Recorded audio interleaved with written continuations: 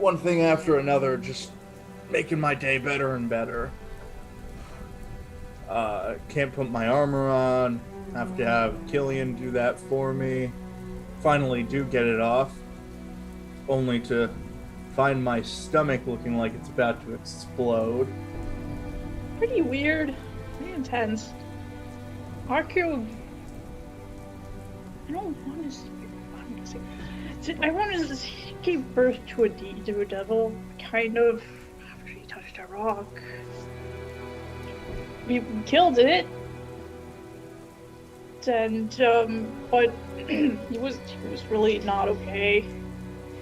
And we got help from a doctor downstairs, and there's this guy, I don't know if he's old or if he's young, he just has white hair, and but he looks young, I don't know. Anyway, they helped us make sure he didn't die. Yeah, passed out for it, don't know what happened, woke back up and I was all sewn up. Can't imagine it was anything good, but at least it's out of me. Gonna have to put an express on destroying whatever's in my backpack, so yeah, that'll be a thing to do. Well, thanks to our crew managed to make it. They were really nice. Well, they were rude, but they were nice. I got really angry with Amrita. Don't think I feel bad about it, but it is an emotion I haven't felt for a while. I think it felt good. I've been trying, and people deal with stuff in different ways, of course, but I don't know. Guess I needed to be angry for a bit. Place give me the freaks. Don't like being here. Missed the road already. And I'm unsure about the future. In the morning I got to eat the cheese again, and I don't know why it's so good. Just don't eat it all the time. And Acrio went to town and got a letter, and I hung out with Amrita a little bit. She seems nice, and she's not growling at me. And we took care of the donkeys, and I got to pet her horse with her permission this time. Got a letter. Against everybody's recommendation of me moving, I went to the post office to retrieve it. It was from Frederick. And getting it has helped a lot. It's made me feel a little hopeful for the future, despite the lack of an arm. It's a lot for me. I just really wish I could go back to the forge. It's quiet there. I hope there's a path where Acrio can get his arm back. I haven't cared like that in a while. I was genuinely afraid for him to die. And I don't care about people dying as long as they got people to remember him. But I didn't want him to. We will keep moving on, and maybe I'll get to see that moon silver before I kick the bucket. We want to get Cillian. He started talking about, I don't know what he was saying, but Lorelei got weird about it and covered my ears. Seems like the kids are gonna be okay. And that's good. I like watching them. I'm beginning to realize I really miss some people. Some people I can never see again. Hopefully these people are a replacement. How long does Valerie sleep in the afternoon after the doctors basically sent him to the spare room, told him he kind of had no choice but to get some rest? Basically probably just enough that he's not killing over. After that, he's probably getting back up, trying to keep busy in order to not think about anything that's in his mind. as he's putting on some drier clothes, getting ready for any other tasks, the masked and leather-clad doctor just knocks on the door to the side room where you've been staying. Yeah, he freezes for a moment, before putting some clothes back on, like a jacket or something, and then probably just gonna open the door, and just looking at the doctor. He hands you a folded sheet of parchment. Take this to those at the brass bell. It's my bill.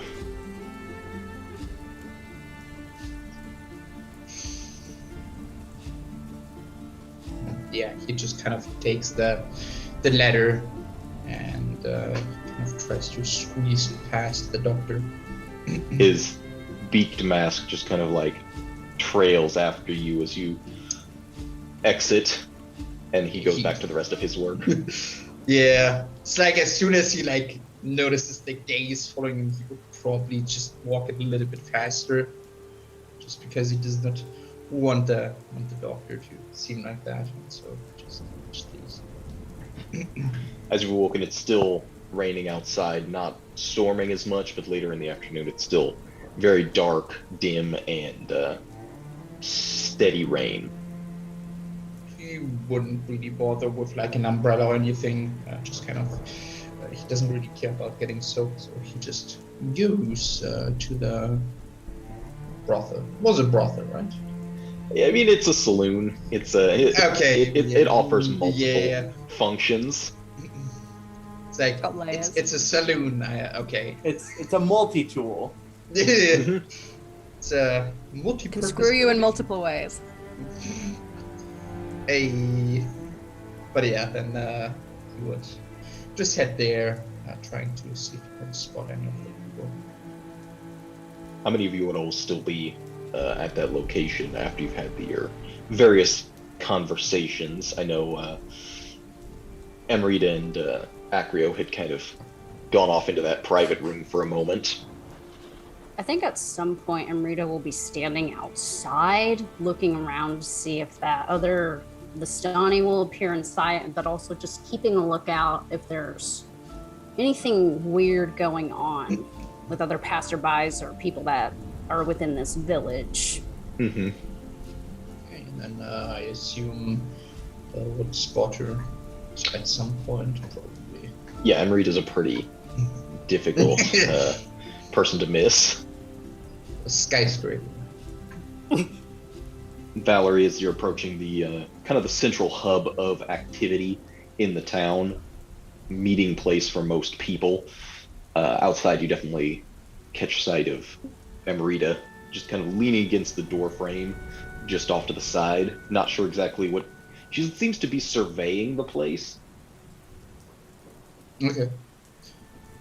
Yeah, then he would pretty much just kind of walk up to her, kind of cocking his head for a moment before kind of pulling out another sheet of paper, kind of try to find somewhere where it's like partially roofed at least, so that the paper doesn't get wet. Sure. And kind of just scribble down real fast before handing it to her. It's like you with the other Vistani and the patient. Doesn't really specify who, but he makes the assumption that she knows. She looks at it and everything, and just like, the one, yes, I don't think I've seen the other one here. Ah, it's you again. Wait. Do you not speak or can't speak or some kind of, like she flips the card sort of confused. He looks down for a moment before kind of pulling away, whereas previously kind of covered his neck. And you see the throat seems completely mangled and torn, like it's badly scarred over. Looked like some sort of beast, some sort of animal tore into his throat.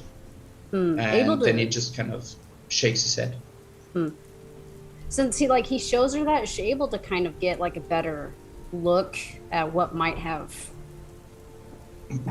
done that maybe, or like she would still only think it was probably a general animal given the nature check last session?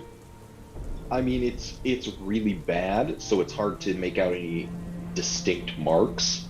It's not like, a bare paw print, permanently indented on him or anything crazy like that. I would say you can go ahead and you can make a nature check again with a better view. Okay.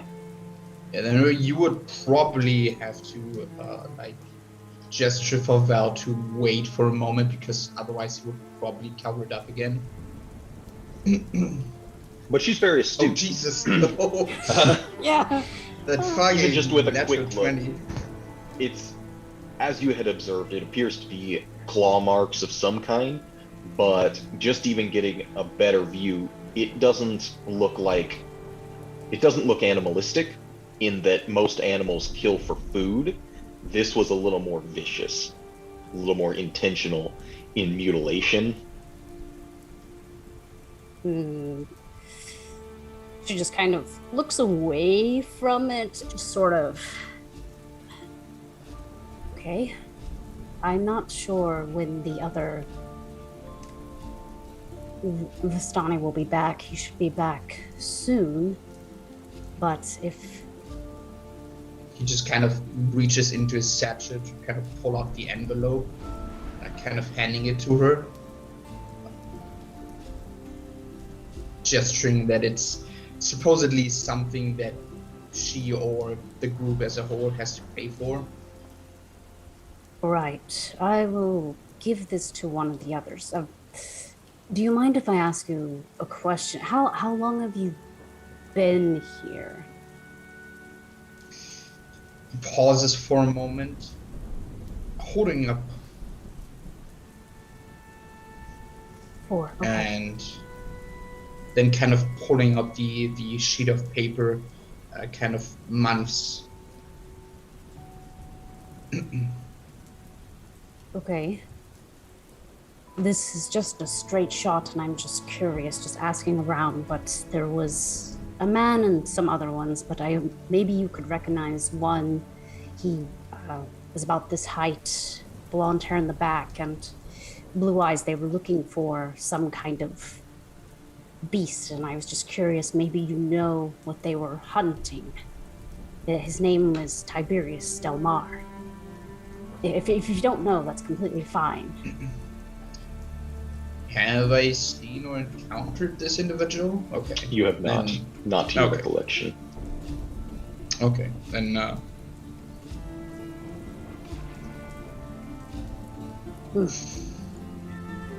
Okay, well, thank you. I'm sorry, I never caught your name. at that he once more pulls out the card that reads Valerie. Then covers up the last part so that it spells Val. Ah.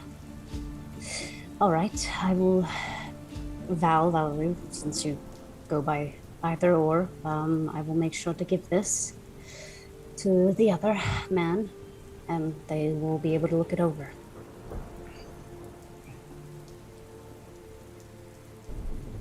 And you see him pull out once more the sheet of paper, writing, "Is the patient all right?"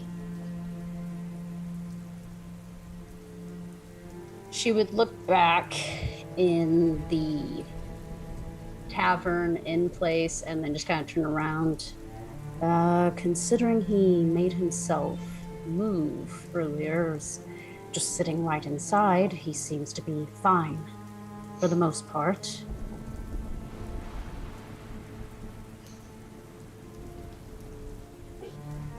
And yeah, with that, kind of hearing that the patient seems to be doing fine, he would probably go inside to get himself a bottle of strong liquor for later. The bartender would inform you, as he has the past several nights. They still haven't got anything in. No shipments. Just the beer. That's what we got.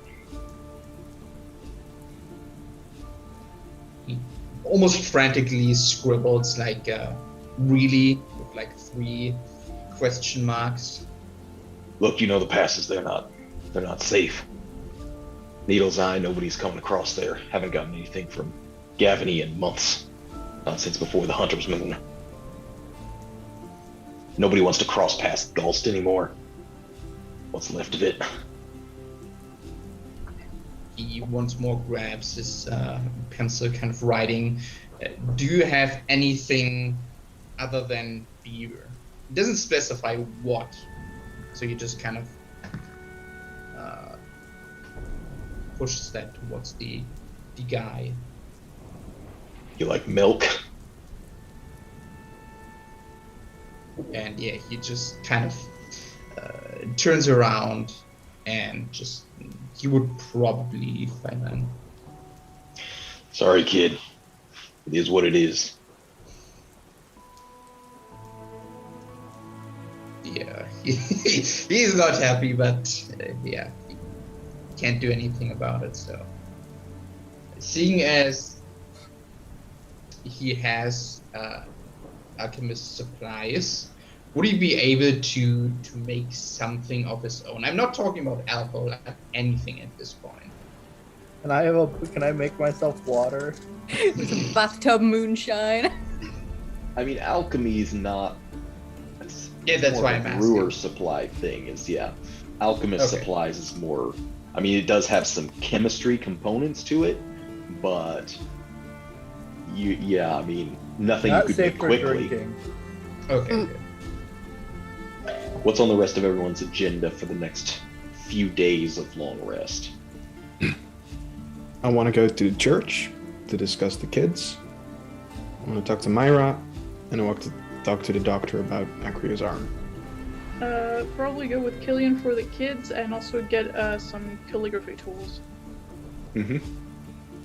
I'm going to rob every member of this party and make a tower shield. Good luck. That's all I gotta say. Good luck. I'd like to try and whip something up with those herbalism components that I found in the cave. See if I can't cobble something together out of that. But yeah, I have mint sprig as a recipe. I also have blue aloe and ginger root. Ideally, I'd like to make blue aloe or ginger root. Mint sprig isn't high up on the priorities. Sure.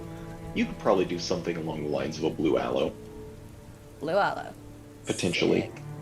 Sick. Oh yes, to have a character that's not allergic to aloe vera like me. Suck the... Well, we don't That's know why that. you play Most D&D. people. Every Everyone time you roll eat for something weird, you roll allergies. for allergies. Yeah. Yeah. So, what is that like for Lorelei? How did she learn her skills with plants?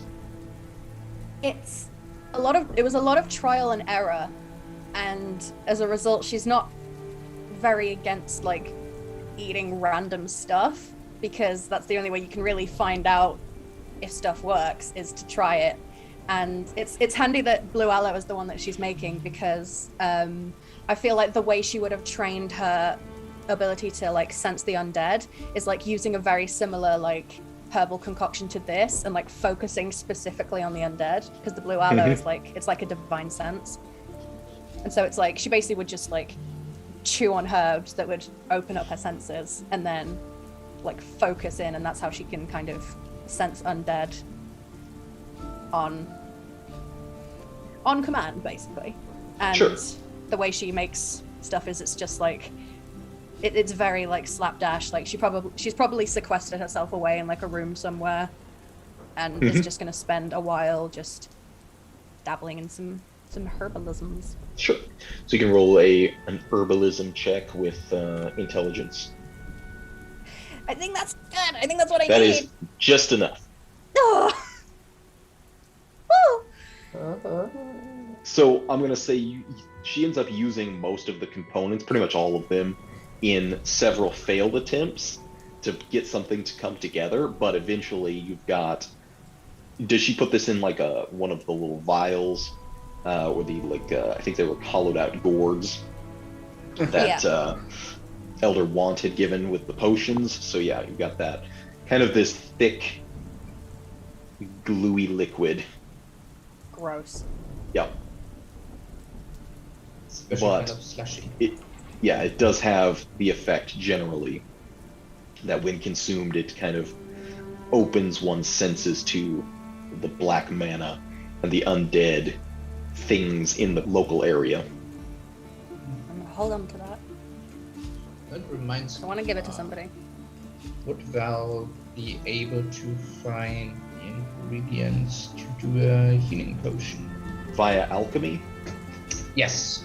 So, without access to magic, a way to infuse actual, mana into the concoction, there are two ways to do alchemy. There's like basic chemistry type stuff, and then there's the infusion of mana into it.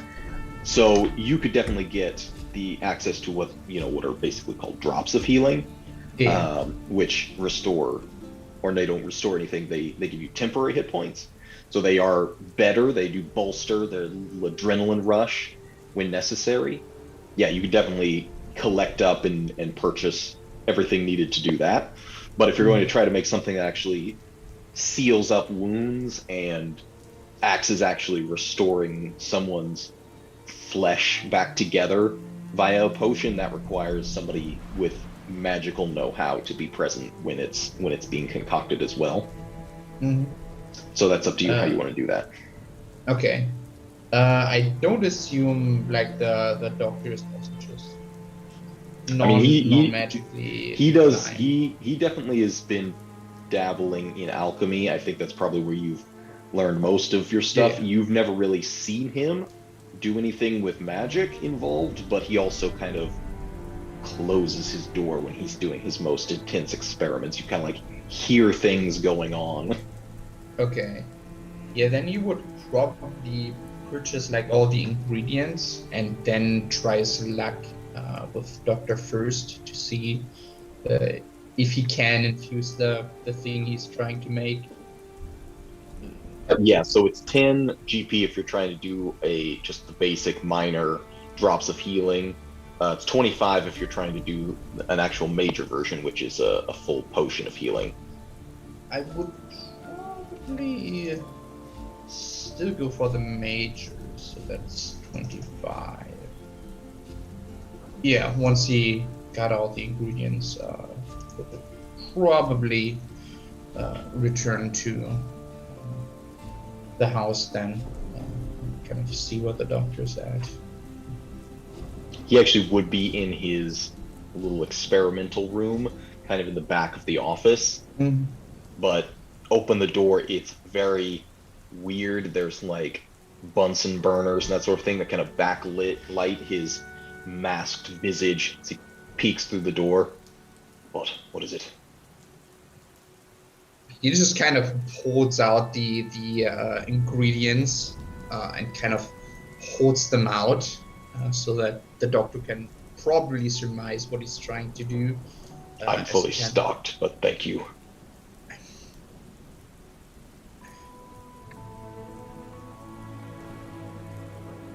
Kind of make a persuasion check. Oh god. Disadvantage. Let's see. Does he use his dexterity for persuasion? Because he has to sign with it. Oh god. Yeah. Ooh, wait. Doesn't matter. I just The realized doctor tells him Ben, to get fucked. you've been sign languaging with two hands, and you only have one Oh, wait, fucking shit. option. You have to tie one hand behind your back to do all of your potions. Yeah. I gotta Imagine. chop it up. Yep. Like for the I Throw first it back on Mondays after the Yeah. games. Wait, how do you hold paper to write with it then? he's probably like pinning it down. Yeah, he's got to like push it against something, put it on his knee or something like that. It is cumbersome, but Or Yeah. just put like the writing utensil in his I really mouth. hope we're not like walking in a row and he has to just like pin it to the back of somebody. He uses the dagger. Just here, just pins tink, it. and Yeah. it stabs into the backpack Crib's armor. Barely. Ben's there's a there's an audible sigh, and when the doctor breathes out, you get a whiff of the various components that he has stuffed into the beak of this mask. It's like an intense herbal and floral smell that kind of comes wafting out. His eyes behind these somewhat opaque goggles. Appears as though he looks down for a moment and then back up. Too busy. You're not at that stage yet. Okay. We'll get to it at some point. And yeah, he just kind of slinks back and would probably go to his room and just try to do the minor version then. The door would shut right behind you. Yeah, he's like, cool. Yeah. Okay, so that is with intelligence, right? Mm-hmm. Yeah, so it only takes 10 GP worth of the materials to make one of these little vials, which can either be typically these would be ingested, something somebody would drink, and that would get into the bloodstream that way. Fortunately, as the doctor had noted the night before, Val is quite clever, and this part you've picked up very quickly. This kind of chemistry component to alchemy. You know that there are other elements that involve some magical training, but you've got a few magical tricks, kind of, sort of, that the Vistani had shown you, but nothing that involves actually channeling, that sort of thing. Yeah, then he just kind of looks at the end result and tucks that away. Yeah. First thing on the agenda is finding a really big rock, holding the purple gem at the end of the longest tongs that he owns, taking it outside onto that rock, and seeing if his magical hammer can shatter it. Well, first of all, your tongs were destroyed in acid when you retrieved that jar out of the acid. They melted. All right, then I make another pair. So you need what? Access to like a smithy? We got a couple long rests. I just make it. I mean, this is still the first day. Oh, first day? Oh, okay. If you want to just rest the rest of the day, that's fine. Hey, Lorelei, come pick up this rock. What do you want? I'm in the middle of something. No, I won't bother her. Yeah. As Acrio was considering what to do with the rest of his day, just rest. You'd probably see heading back up to your room very slowly, kind of hobbling. Your inside still hurt because they kind of feel like they're on the outside. Cillian and Asuriel seem to be departing, heading out of the saloon with some level of haste. Rita quickly passes him that bill and slips the last of the coin that she has left to Cillian. Take this. That other Vistani, what was his name? Val brought this from the doctor. Oh, alright. I just used all my money. Good. Take it. And Rita gives him 2 gold and a copper. What does the bill say again? If you open it up, unfolding it, it's itemized. Bill for surgery, operation on intestines, various other cuts, that sort of thing. All totaling 164 copper pieces. I hope you guys have health insurance. Okay, copper, alright. I thought you were going to say gold. I almost. Still. 164 copper. Yeah, What are we but gonna do? I think that's like a gold piece. Yeah, but it's like, well, it's not going to be enough, but maybe you can persuade. Who knows? Persuade that man. He really didn't like me. I still have a bit of gold left. Could probably use that. Also, I just want to put it out there that 2 gold is more than 164 copper. Not in this. Not in this world. Oh yeah, there's no silver. It would be 16 gold and 4 copper. Yeah. Yeah. Sorry. And it is obviously a bill for Acrio, not for Cillian, so you're not Yeah, it's responsible handed for off it if you to don't me. want to be. Just out of a stupid curiosity, does his handwriting suck? The doctor's. I mean, it's a little bit. It's rushed. It's legible, but it's rushed. Sure. Okay. Thanks. And the paper smells a little strange. Can't exactly place it, but it's like, it's something. Doesn't smell like marijuana. It smells like something worse. No. You're Right. Well, it says it's for Acrio, but if you want to cover it, I'm sure he'd appreciate it. I'm not sure how rich he is. I'm not anymore, at least. Currently the richest. Just keep this other coin then for paying for the room that you didn't have to pay for again, and I'll just go drop this bill off to Acrio. Thanks. Yeah. And she's just gonna You can awkwardly see walk some away. iron in Gillian's eyes still. He's like not appreciating standing next to you right now. Yeah, and Rita is just like also still thinking what he said, and she's just gonna walk away. Right. just looking in between the two. So we're heading to the church, Asuriel? Yeah, okay. Yeah, it's a good idea. Okay. Curious what it looks like here. Is it still raining? Yes, it is. The chapel of Silburn is kind of on the outskirts of town. It would still be within the walls, but toward the northern end, there's a decent-sized graph attached to it, fenced in. The fence around it is kind of old. The wood's rotten. Some of the planks are starting to fall down. Bit of disrepair, and judging from what you had encountered in Korsava with one of the spirits that had risen, the look of an unrepaired graph is not encouraging. Structure itself is mostly old stone, as much of everything in Stensia is. Quarries are a big deal, and that's what they use most of their building materials for. Very gray, high steeple with the symbol of Avacyn atop it. Well, I've seen better ones. I don't remember seeing anything else. Except for Korsava. That one's pretty dope. Yeah. Kind of But scary. This would be a serious step down from the massive cathedral in the parish seat. This is like small chapel. So how big is what's it called where we are again? Compared Silburn? to Korsava? Silburn. Like maybe a quarter of the size. Okay. Alright. Let's enter. Leave your sins behind. Just looking around. Alright, you don't have any. There's like literally no past on your shoulder. Doesn't it feel like freeing sometimes? Not really. It just feels really confusing. Sure. I understand that. Are you afraid about it? Are you scared you were a different person than you are now? I don't know.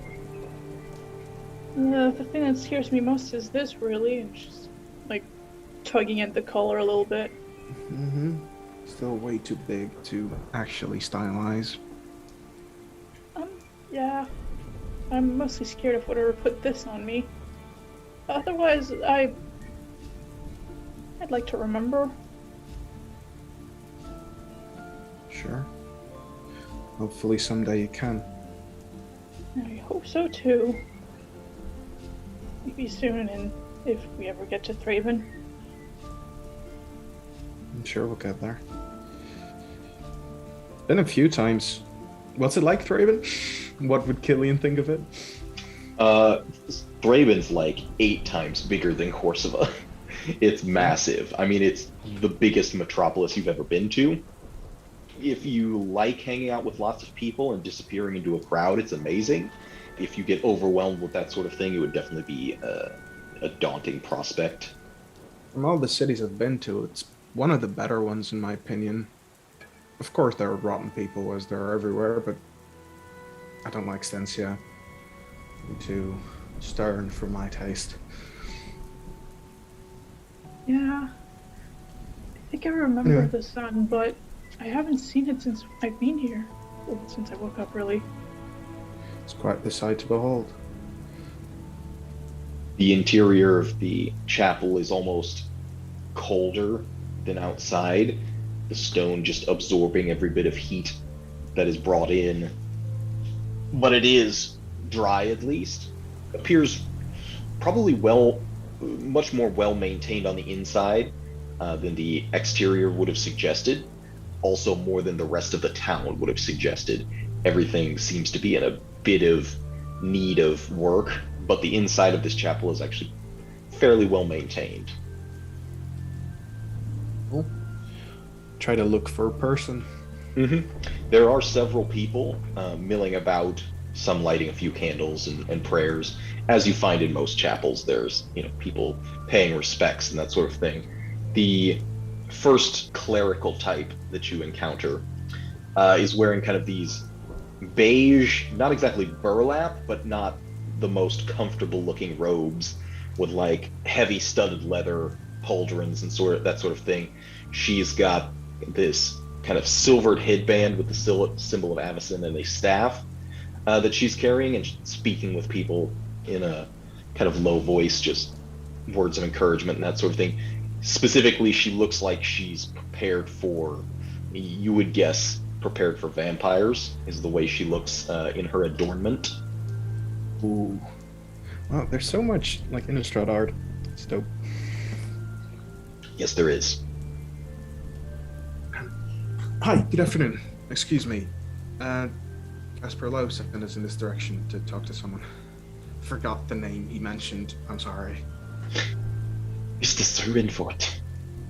A pleasure. You are new to our town? Yes, very much so. Part of the reason we came here. My name's Cillian Vistani. This here is Asuriel. Just Asuriel. Not a Vistani as well? Not that I know of. It's complicated. Curious. Please, have a seat. What would you like to speak of? Thank you. Well, like you said, we're new. We didn't exactly bring trouble, but we also didn't bring happiness with us.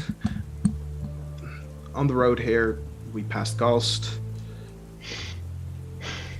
Yes, of course.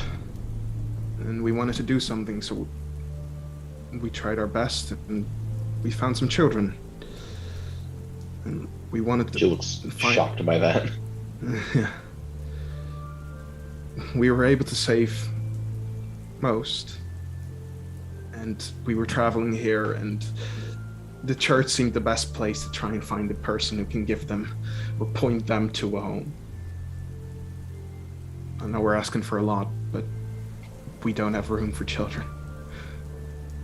These children must be blessed indeed if they survive not only a devil, but the Hunter's Moon on their own. How is this possible? Well, I don't want to sound arrogant, but trying to sound the most arrogantly possible while he says this. I think we did. We, if you want the details, I can give them. They're a bit not that savory. Only what you wish to share. The chapel is not exactly equipped for orphanage, but I think there might be people in town who would take people in at the church's bequest. I can find some people. Right. Do you need any help with that? I'd love to give it. It is a breath of fresh air. Most people in these parts suffer under our curse. They don't wish to do much of anything. I understand if a Vistani next to you would actually weaken your case, in which case, hands off. But I'd love to help. Any and all help would be appreciated. It's been a long time since anyone lifted a finger. Mm-hmm. I'd love to as well, but I'm not sure what I can do really. I will work on this, and I'm sure I can find something. You appear to have some vestments, symbols of our faith. Are you trained in the clergy? I don't think traditionally, but I know a few spells that are similar to the clerics I've been traveling with. How are you with people? I'd say okay. I don't always get them, but they're nice. I like people. If I'm to be away from the chapel, that would be enough help. If you can watch over this space and speak to the people. More of our work involves that than magic. It's the blessings of the angels certainly upon us are a duty, but the administration of the folk around us is far more important day to day. Oh, okay. I can do that. That don't would know. free up my time. Thank you. I can probably borrow a book from you because I don't really know anything that much about the church, but Really? That is the most surprising thing I've ever heard. well, I don't really remember much from a few weeks ago, so maybe I Really? knew. Why is that? I'm not really sure. I kind of woke up on the side of a mountain, and someone else from the church found me, Acrio Revito. I have heard of this Kappa. He is from the Forge, yes? Yeah, he brought me all the way here. And Then fortunate you are. yeah, I'm glad with him we were able to help with the kids. But I'm still kind of lost. I might be going on to Thraben soon. I'm not really sure yet. Such a pilgrimage always yields blessed fruit. Here, she reaches over to one of the pews and pulls out the... Would it be Codex Angelicus or Codex Angelorum? Person who speaks Latin. Codex Angelorum. Angelorum. Cool. I wasn't sure. So yes, it is the Codex Angelorum. Okay, so she'll pick it up, and if the lady leaves now, she'll start reading it. She's not heading out immediately, but yeah, you can kind of thumb through it. Yeah. Just talk to people. That's what I mostly do. Hear their Okay. problems. Try and leave yourself out of it. Okay, I'm a good listener. Mostly what the people need most of the time. Okay, I'll try my best. I'll go and light a candle, Jake. Mhm. Yeah, she'll have to make some preparations. Priestess Renford kind of has to put a few things in order before she can just like bolt out, but you've got some time. And I kind of want to just take that time to let myself think about the life I took. Even though it really wasn't my fault, but it's hard to not take it that way.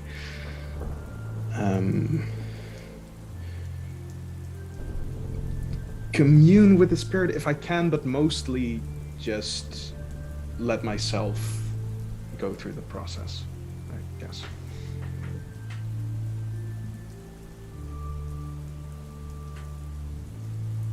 I think partway through, you would hear Reigen kind of off to the side. Seems a little bit more distant than usual, and you just kind of say, "What are you doing, Kill?" Kill the kid. Yeah, but not for no reason.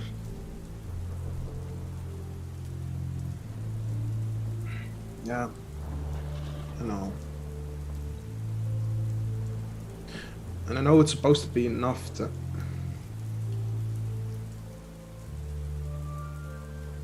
Kill the kid. And just now, I was watching him play. One kid didn't have anyone to play with for just a second. And I thought about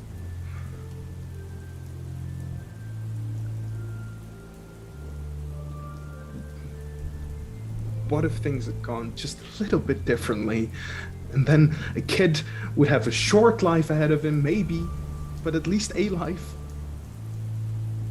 Did I ever tell you about the man I killed? Back before. Other man? No, you didn't. Because I was drunk. Don't even know his name. If you think about it. Try not to. But I suspect there's someone out there. They may have grown up and they may even be dead by now. But they didn't have a paw. Because of me. We've all done our fair share of shit in this world. At least you had a reason.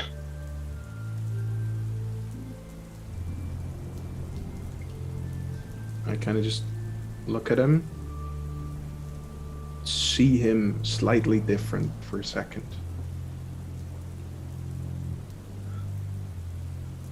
At least I had a reason.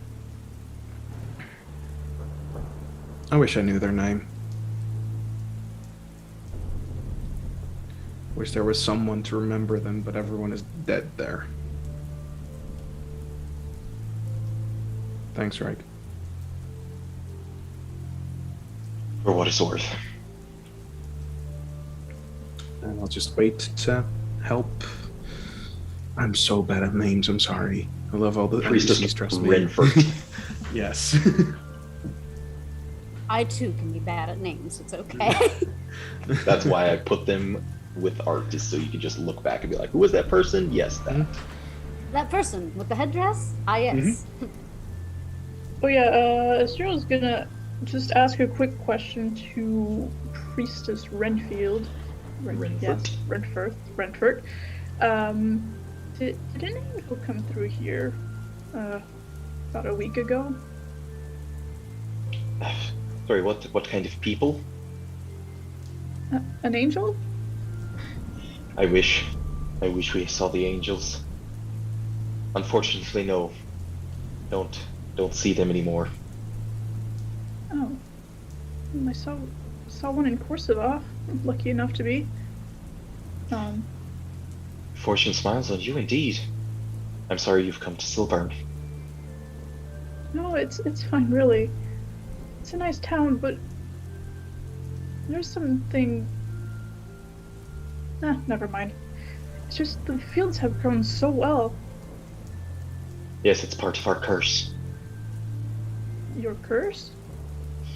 Indeed. Can't say exactly when it started, but it was right around the time that Cathar showed up. From Thraben. Casper. He's not a bad sort, but I think he's hiding something. Our town is plagued with lethargy.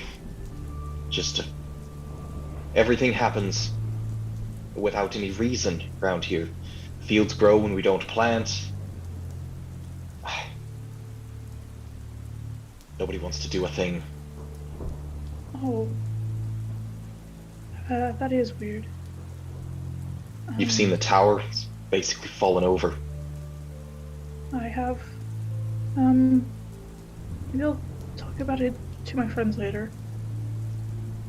He seemed nice, but I did think there was something a little weird about the town. Or at least the fields. It's everything. Cooper Hillcrest is the only one who can get anyone to work around here. Anyone, really. For him, I think people would just roll over and starve to death. Oh dear. Well, at least you still have enough food. We've got plenty of everything, and not for any reason.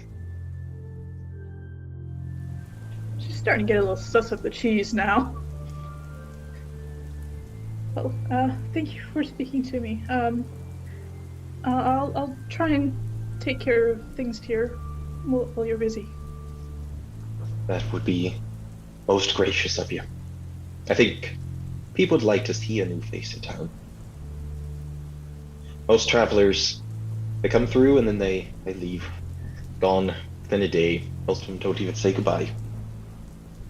Well, I'll try and not disappoint them. So I'll have Cillian for the next day or two, maybe even 3, as you're going around and attempting to find homes for these children. I'm going to have you roll a d6 and a persuasion check, and I'm going to have Asuriel roll a religion check. Ooh, nice. So yeah, Asuriel, you find yourself actually very adept at this kind of work. It is very easy to listen to people, even when their problems seem very mundane. Most of it's stuff you've never heard before. So while most people would just roll their eyes and not pay attention, you have like a sense of attentiveness that most people don't have, just because you've never heard about these sorts of things. When it's like, oh yeah, my shears broke and I can't get them fixed, and the line at the blacksmith is so long. You're like super interested in when most people wouldn't be. And tending to the church and making sure everything is stocked, it's almost second nature. Reading through the codex, there's a strong familiarity to it, like maybe you had read it in a past life, but it all seems new at the same time. Obviously it is a form of like this world's version of the Bible, but it's a different format. It's the Code of the Angels. Mostly there is some narrative to it, but mostly it involves, if you find yourself in this situation, say a prayer to Bruna, or, look for these signs of Gisela if you're trying to avoid certain beasts, that sort of thing. There's a lot of instruction on how to survive Innistrad from the angels. If you practice necromancy, pray to kill yourself. Pray Gisela doesn't get to you first. Yeah. Cillian, it's difficult at first, and you're not sure if it's just because you are, as you said, Vistani showing up, and most people think, oh, he's just trying to unload his litter of Vistani on us or some shit like that.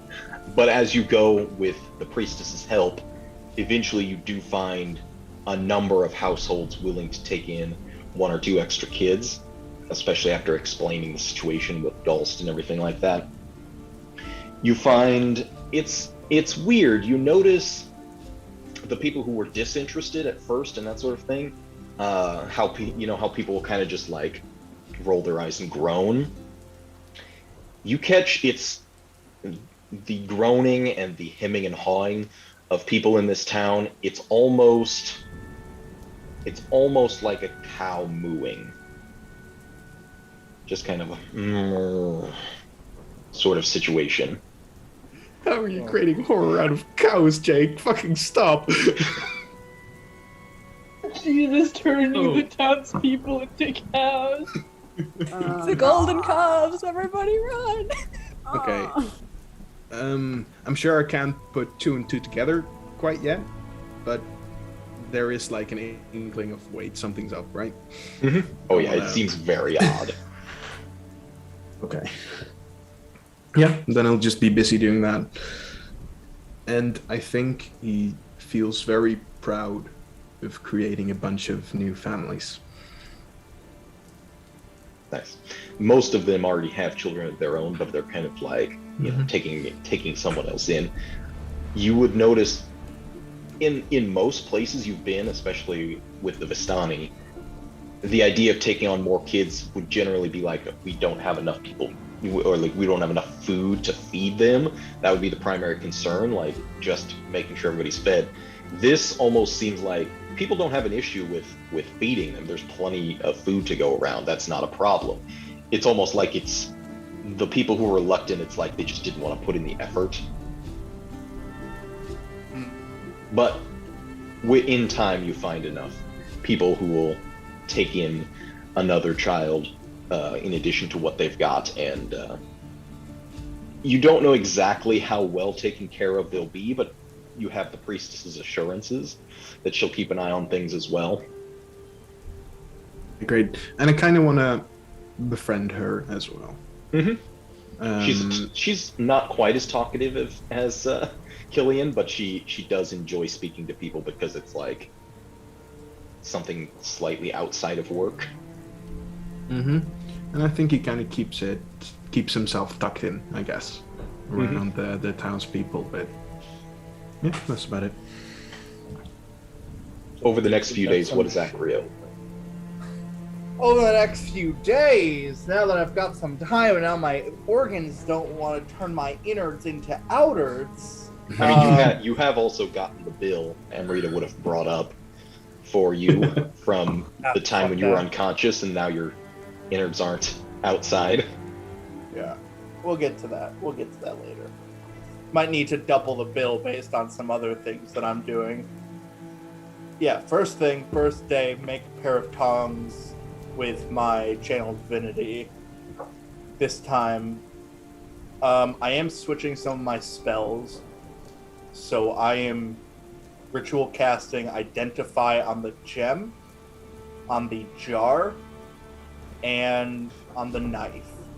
So I need to know what those things do eventually. Is he just going to sequester himself in his room for this, or are you going out like outside the city limits? Just in case there's anything serious.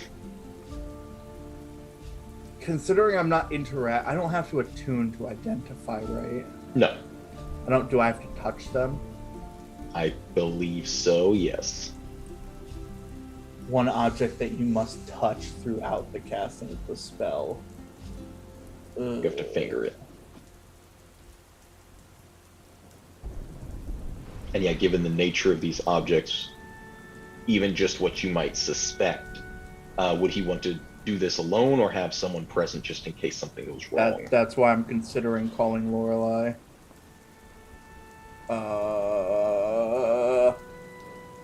Probably by that point she'd be done with her herbalism. Mayhaps. Oh yeah, this is over the next few days. You guys are gonna get in. I'll call in the cleric. The other cleric. You can all complete a long rest, and so you'll get your level plus your constitution automatically back in healing, and obviously any features that you have that you need. Then I'll talk to a ghost for a bit, and I want to get my survival gone, and I want to get my arcana. I want to put my proficiency in arcana. Okay. Which one of your relatives would you be speaking to, and who was proficient in that sort of thing? His grandmother. Oh, if she isn't dead. Great grandmother. His grandmother? Yeah. Wait, Lore. So probably like her mother who taught her those Sure. things. Accompanied with like the sound of cards being shuffled as she's like conveying all of this information that you ask about the arcane. I will call in Lorelei hesitantly, seeing as she is a stranger, and while I do trust her as a cleric, she isn't a part of the church, but I will call her in. Lorelei's glad that you didn't say that out loud, because that's very mean. She's a cleric, but she's not a cleric. She's not part of my assist. club. She's not part of my club. Yeah. Yeah, she'll Get a second come opinion. in. Yeah. She looks a little distracted, but she's here. I'm here. Okay. What do you want? We have to go through everything I pulled out of that cave, so I need a +1 to make sure I don't spontaneously combust again or something Make sure you don't similar. spit out another thing from your intestines. Yeah, sure. So I have detect magic. I will just I'll cast that first as a ritual, with the 3 items laid out, not touching them yet. Sure. Cast detect magic. See what they And you look are just like. going to do this in the saloon, or are you going to try to do these away from other people, just in case? Yeah. Hey, Lorelei, should we go to the church for this? Yeah, why are you doing this in a saloon? Yeah, usually I'm just alone in my forge with stuff like this, so it doesn't really matter. So I just Yeah, do not it the first wherever I thought. feel. Yeah, let's go Okay, yeah. somewhere holy.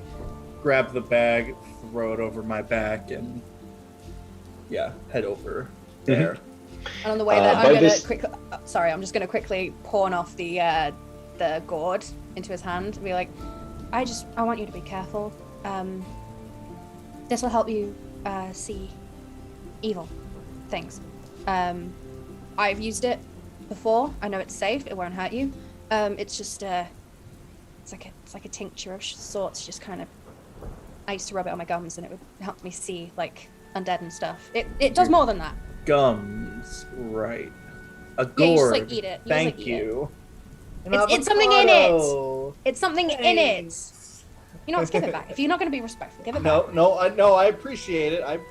It's a little weird. Don't know why you're taking random plants and sticking them in your They're gums. the mushrooms I found in the cave. I figured out they have something. They're fine. It's safe. Very interesting. Hey, I made it for you so it would. I made it for you so it would maybe protect you from, touching things that make devils burst out of your stomach. Because I don't want that to happen again. Okay? You scared me.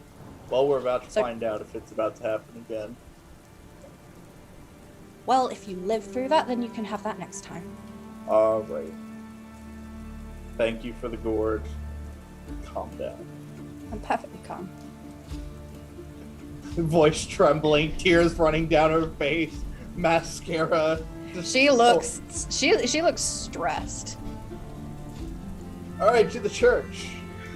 So, the weather has let up a little bit. It's still a kind of a light drizzle, but being from Stanzia, you're familiar with that, Acrio, how it's just the clouds burst at random times because they're ever present.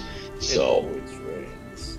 Yep, the bit of rust that is forming on your armor, repelled slightly by the Forge's blessing that you've placed upon it, is starting to creep in a bit more. So you're thinking, yeah, you've got to get to that too at some point. It's just an ever compounding list of tasks for the Forge cleric, but that take longer with the lack of an arm.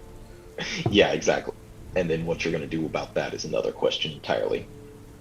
On the way to the church, I'm going to say this is later in the afternoon, so it's like after the time when schools would be let out and that sort of thing. You come across a couple of the kids that you recognize from the witches' coven underground caverns, running around playing with some of the other kids, like you had seen yesterday, Lorelei.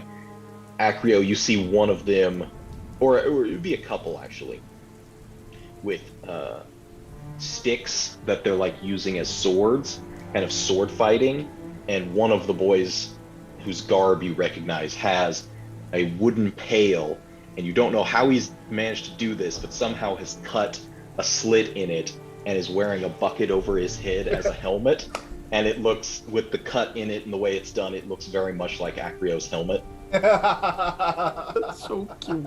Oh my god. I go over and I'm like, imitator of the church, die, heretic!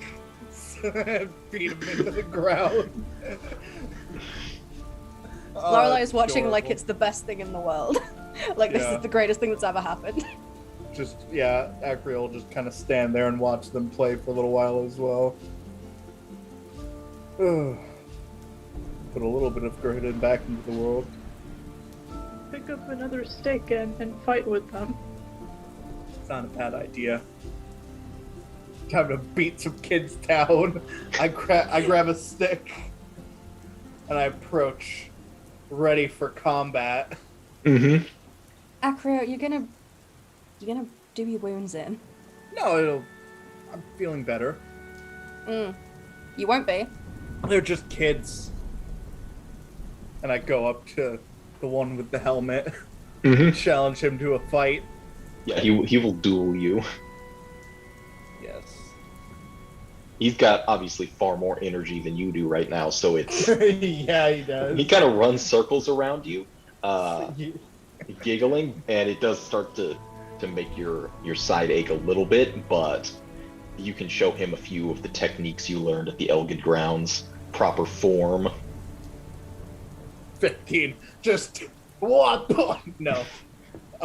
Yeah, I'll let him run circles around me, and then just like as he's coming up the side with my arm, I kind of scoop and grab them, pick them up, hold them in place for a little while as they squirm and hit me on the head with their stick repeatedly.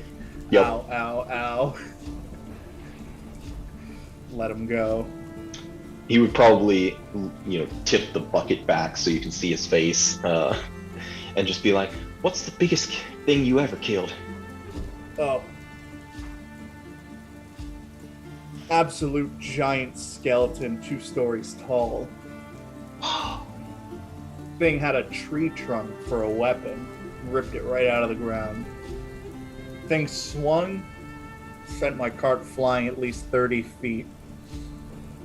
I spent a good long while just chiseling at its feet with my hammer until it finally broke one of its legs, had it come toppling down. Did not go down easily, but it was a big motherfucker. Kid's like, "I want to kill big motherfuckers." Oh, what? Lorelei's just like, don't repeat that word to your mother. To anyone. Wait, not the mother. No, don't repeat that word to anyone. Any adult. It stands there. Everybody swears Okay. Lorelei. Do they really? I'd have got my ears boxed if I'd said that kind of language around my parents. Are you from Gavany? Yes. Nephalia? Oh, No. well, that explains it. Alright, you run off. Have fun with the others. Keep working on those swordsmanship skills. He's like swinging wildly, probably gonna hit one of the other kids. Yeah. I'm invincible in my armor. Blah, blah, blah. Is it just our nephew Maverick? But yeah, you Yeah. make your way to the church. It's odd because the priestess that greets you looks a lot like Asuriel. Looks at Lorelei, looks at Asuriel. Asuriel. Hi, Acrio. Why are you working at the church? Well, the lady is going around with Cillian to get the kids adopted, and she asked me to take over until that was done. Okay. Then this makes this slightly more complicated. We need a room, preferably one with a decent amount of wards within it. Has Cyril explored enough of the church to know of one? I'm sure she has. Yeah, she was like, oh, okay, I know there's a room like that. Just, point to the door. Make our way over.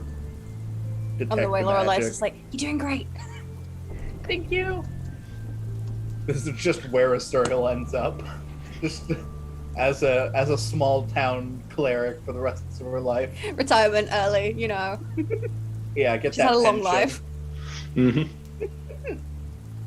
Going into the ritual to detect magic, it's something that's taught at the church. Specifically, you would have been taught by the spear sage that you had encountered early on, kind of brought you into the world of arcana. It's not a church spell per se, but the church does study magic in the same way to make sure that they are equipped for everything. And yeah, she would have shown you the process for that. You detect on the jar no magical presence whatsoever. It's completely mundane, but whatever it's made of, whatever components that acid is within it, don't interact whatsoever. But there doesn't seem to be any kind of magical component to it. The gem, focusing on that, there's a lingering red aura to it. It's not incredibly potent currently, so you think whatever it was likely had to do with the whole room and the situation in which it was found. But this purple, uncut amethyst looking thing definitely was at one time imbued with red mana, but it's not specifically cursed or the origin of magic at this juncture. The knife, as soon as you turn your attention that way, not just your eyes, but all of your senses are inundated with like a pure black malicious presence almost. Just like turn and then it's like staring at the sun. It's just like, oh Jesus Pretty much, Christ. yeah, a black sun. Oh no. Yeah, Acrio looks at it and then immediately like diverts his gaze, kind of covering his eyes with his hand. Are you okay? Are you okay? Yeah, that's just about as evil as it gets. Kind of his stomach upset.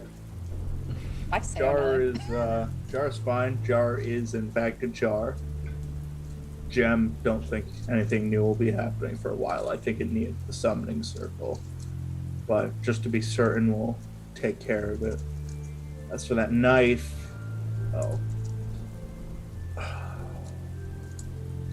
whoever made it pumped about as much black magic into it as they could. Why is it always the cool stuff that has to be evil? You know? I don't know about that. Come on, statement. it looks cool.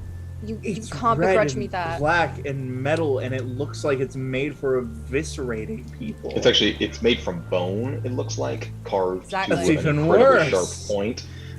Yeah, I mean, it looks cool, but there are glyphs and runes carved into almost down to the marrow that would have existed once in this bone, that all demonic in nature.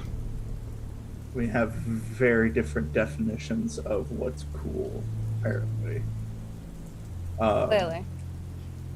How you feeling right now? In terms of health, I'm a little bit on the weak side. I still feel a little bit iffy after that vampire took a bite out of me, but apart from that, I'm fine. Yeah, on like a scale of like 1 to 30 to 40, what would you say? I'm as healthy as I could possibly be right now. Oh, okay. Why? I just, in case the dagger does something, I need to know that you'll be able to put me down. So I'll take my shield arm off just to make it easier for you, just in case. Okay. Just in case. Well, as I twitches. So Acrio knows two ways to identify things. There's a quick way, and then there's the long way. The long way doesn't require a channeling of nearly as much magic. You can do it without expending much, but you're going to have to hold on to this dagger, which you had seen take an effect on Amrita fairly quickly, or you'd still have to do it for either a minute or 11 minutes. Yeah.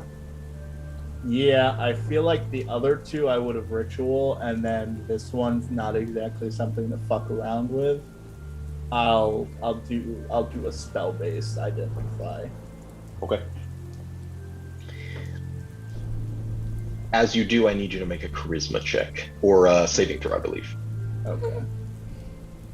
16. Is that enough? Decent. I have a hero point. You may want to use that Okay. if you want to be heroic in this moment. All right, 18. With an 18, over the course of this minute, Lorelei, you can see Acrio as he picks up this knife and begins chanting in Celestial, focusing on it. He begins to wince, and it's not in pain. It's like something is crashing against him. She's gonna have the flail to hand. Just the chain clanking as the ball of this flail comes loose, hanging at her side at the ready. It's like an avalanche coming down on you and you're caught up in it. Your sense of being in this room is diminished, and it's like being caught in a tidal wave and just caught and going as something is battering against your mind, trying to break inside. There is some kind of presence associated with this knife, but it doesn't necessarily feel like it's inside it. You hold it back well enough that your eyes open and you're back in the room. Lorelei looking paler than normal. She's equally trembling at the ready, and the knowledge of this blade is now part of you. This thing is known as Elbrus, the Binding Blade. It is a ritual dagger used for summoning a demon. Oh, sick. That's so hot. That's so about fucking as cool. Why can't we keep it? Why couldn't this be an Why evil Why can't we campaign? summon demons? I want a demon. Let's go evil Darn next it. time. Way more fun. Wow. Innistrad is first- so much easier if you're an evil party. Yeah, True. All the drama would be Touching the gone. yeah. Touching the dagger. Yeah. Hey, demons. It's Good me, Good your boy. I'm gonna get my song "A Better Way to Be Bad" now. It's totally not from the MLP universe. Yeah, immediately drops the dagger and lets like cling to the floor. Hand kind of like curled up as he kind of doesn't White grasp knuckles grasp start to kind of can't Regain do color. this because he doesn't have another hand to do that. You want to, like, instinctually, but there's nothing to grab. Yeah. Just like takes his helmet off, pale sweat, runs his hand through his hair. That's gonna need to go to the trip to Thraben. Gonna need something a lot more powerful than what I have to destroy that. Wait, we have to take it with us? Can't leave it here, can't toss it into the woods. That needs to go straight to the church. Are you okay? Well, besides being battered by whatever dark energies are lingering in that thing, feeling just dandy. Are you sure? I'll live. You Don't ask me to do that again. Don't be like, I need you to put me down. Okay? That's Just- fucked up. knock me on the head a couple times. Don't kill me. Does Acrio mention the person who made the same request of him just the other day? Oh yeah, no. She don't need to know. It's okay.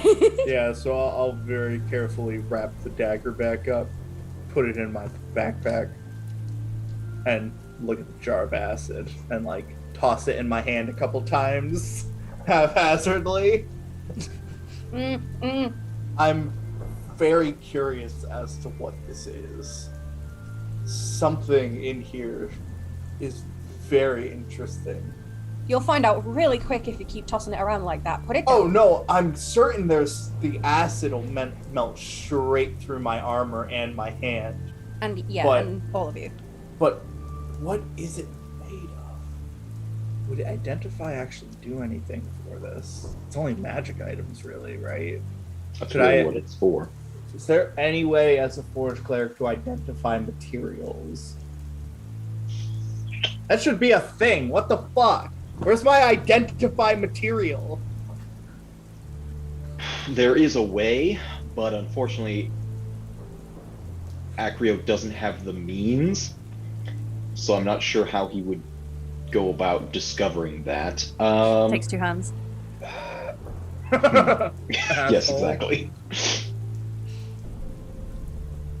Make a nature check. This seems naturey. Oh, Nature. Or not, as the case may be. We'll see. that's interesting. Nature. Come on, smart man. Nope. I'm not smart. It's a jar. Yeah, it's glass, probably, maybe. That's Lorelei? about all you can get from it. Any ideas?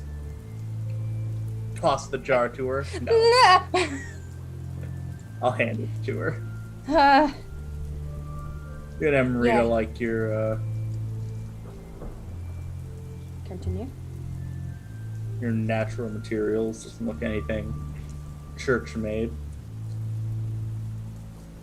Tappy tappy.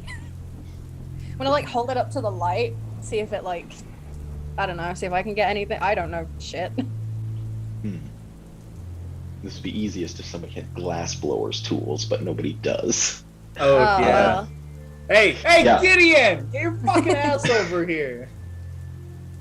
Is Lorelei proficient in nature? I am not. I'm not. Yeah, so I don't really think she'll be able to get anything additional. Yeah, not so much as here you inspect it. It's like here, look at it. See, it's make me feel justified in the fact that I didn't see anything. Yeah, I don't see. I don't know. It's a jar. It's All best I can right. tell ya. Jar of murder acid back in the backpack. And as for you, I look down at the amethyst and I take my hammer. I want to turn around, cover your eyes, shards kind of. Oh, right. And- Okay. Yeah. And I'll OSHA just go out requires goggles for this kind of work. Yeah. kind of Acrio safety squints and shatters the crystal. It's pretty easy to do. I mean, it was a good sized chunk of amethyst, Yeah. still with some of that, still with a bit of the rock from wherever it came from attached to it.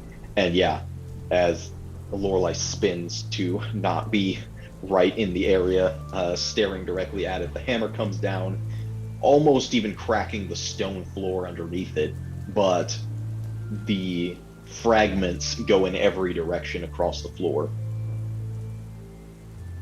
All right, well, that's that taken care of. Unless we You just sure- made it into an airborne, dusty, powdered Yeah. Like, illness, then fuck. you sure? Do you know if that did it? Like, are you sure? Detect magic ritual, I think once you've cast that, it lasts for 10 minutes. So you would still have kind of that knowledge of mana still around you. The fragments still just like vaguely hum with the slightest trace, but not even as strong as when they were fully combined. And it seems wavering. I don't think with whatever amount of magic is in them, we'll be able to create a whole demon inside anybody, so safe to say we're okay for now. Okay. I like how it's just universal that every church has like a blast room for dealing with evil artifacts. They have like the I like to think they have like those chemistry, like the glass things with the little gloves that go through, so you can like do experiments inside it. I can't remember what they're called. Like a fume chamber or something. I don't know. If you would look around at some of the glyphs and that sort of thing in this room, it seems less like a blast room and more like an anti-vampire safety room. Yeah. Oh, wow. Luckily, it didn't turn are there me into a windows in this vampire. room? No, it's within the heart of the church. There's no Okay. way in, other than the door, obviously, that you came through. But Yeah. Yeah, so with that knife, jar back in backpack, head on out. you picking up the shards of the amethyst, or just gonna leave them in here? Oh yeah, we should be nice. We'll Like sweep pick it up at least. Yeah, we're not rude. But I don't want someone to cut their foot on demon gem. Yeah, sweep that up, dump it in a trash bin. Lorelei would notice this more. Acrio, you're back at it, still in a bit of pain, but you've noticed, and probably just because of the pain, you feel a bit slower than normal. But Lorelei, you would notice, like, the color has come back into his face just the few days that you've been here. It's not as gaunt as he was when he carried his body out of the caverns, and he's looking healthier, and then it takes you a moment to realize he's looking a little bit heavier. Looks like he's How much put have you- on How much A have you been bit. eating since we got here? I don't think I've eaten that much. Just gonna like pinch his cheek a little bit. Please stop. You've put something on. Maybe it's the bed rest. Maybe it's water retention. For the time being, your Constitution modifier is going to go up by 1. Your score increases by 2, I should say. And your Dexterity score decreases by an equal amount. Okay, cool. Take this down. Take this down. Hey, this fucking town. Why do we leave kids here? I'm a chunky boy. Fat boy. Damn. When they go out, Asuriel's gonna. Hey, I spoke with the priestess here earlier. She said that there's been something kind of weird in the town. Like. Apparently the wheat fields are pretty strange, even if it does bring in a lot of food. But apparently people in town just don't really do much anymore. She said that if that their patron wasn't making them move or do anything, they just starve to death at home. And she said there's something. Well, it was obvious there was something weird with the tower, but she said it started after Casper came here. No way. Like he arrived and then this all started happening? Well, she said it started happening after he got here. Maybe it has nothing to do with him, but it started about that long ago. Oh shit. I don't know, he seemed nice. A lot of people seem nice, Asuriel. That's the problem. Also a member of the church. Church isn't infallible. I'm sure you think that. Well, who's to say he hasn't been corrupted by something on his way here? I mean, maybe it's not him, but who's to say he hasn't brought something with him? Something followed him? Just because he showed up doesn't mean he's the one causing it. So it's a coincidence. Maybe it is. Or maybe somebody... Say if I showed up here and then curses started happening. You'd blame me, wouldn't you? No, I wouldn't. I don't believe you. What I do know is that cheese is suspicious. They're dairy. Nobody does milk deliveries with Instensia. Cheese is really to be good. a regular. Yeah, exactly. I think that's the problem. People I think Instensia tastes like piss. If it tastes otherwise, then something's wrong. Have you had that Revito and Son beer? You know, considering that was the last beer in town, that probably tastes like piss too. I wanted to go speak with the patron anyway, so maybe I can ask him a few things. See what he knows. All right. I'll just stay here until she's back. Yeah, you seem like you're having fun. Yeah, Seems like you're seems like you're kind of your kind of thing. Yeah, it's weird, but I like it. Well, as long as you're happy. I need a general store. There is one easily found within town. You would immediately see its Hillcrest General Goods on the big sign above it. Damn it, we're headed the same way. Not really. Because Lorelei, if you would have asked around about Cooper, the kind of guy who's in charge of this place, most everybody would say he's out on his ranch. And would they tell me where that is? Like it's out, is it outside? And it's outside the town proper. But yeah, I think that's all they would say is it's out there, and he's constantly working the herds and that sort of thing. He's kind of known as a workaholic, as even by Silburn standards. Yeah. Wait, by Stensian standards, all the fucking thing we do is work. No, I said have Silburn lives. standards. Silburn doesn't appear to be very interested in doing very much. Oh yeah. He's the most Stensian of in attitude compared to the rest of the people in this town, from what it seems.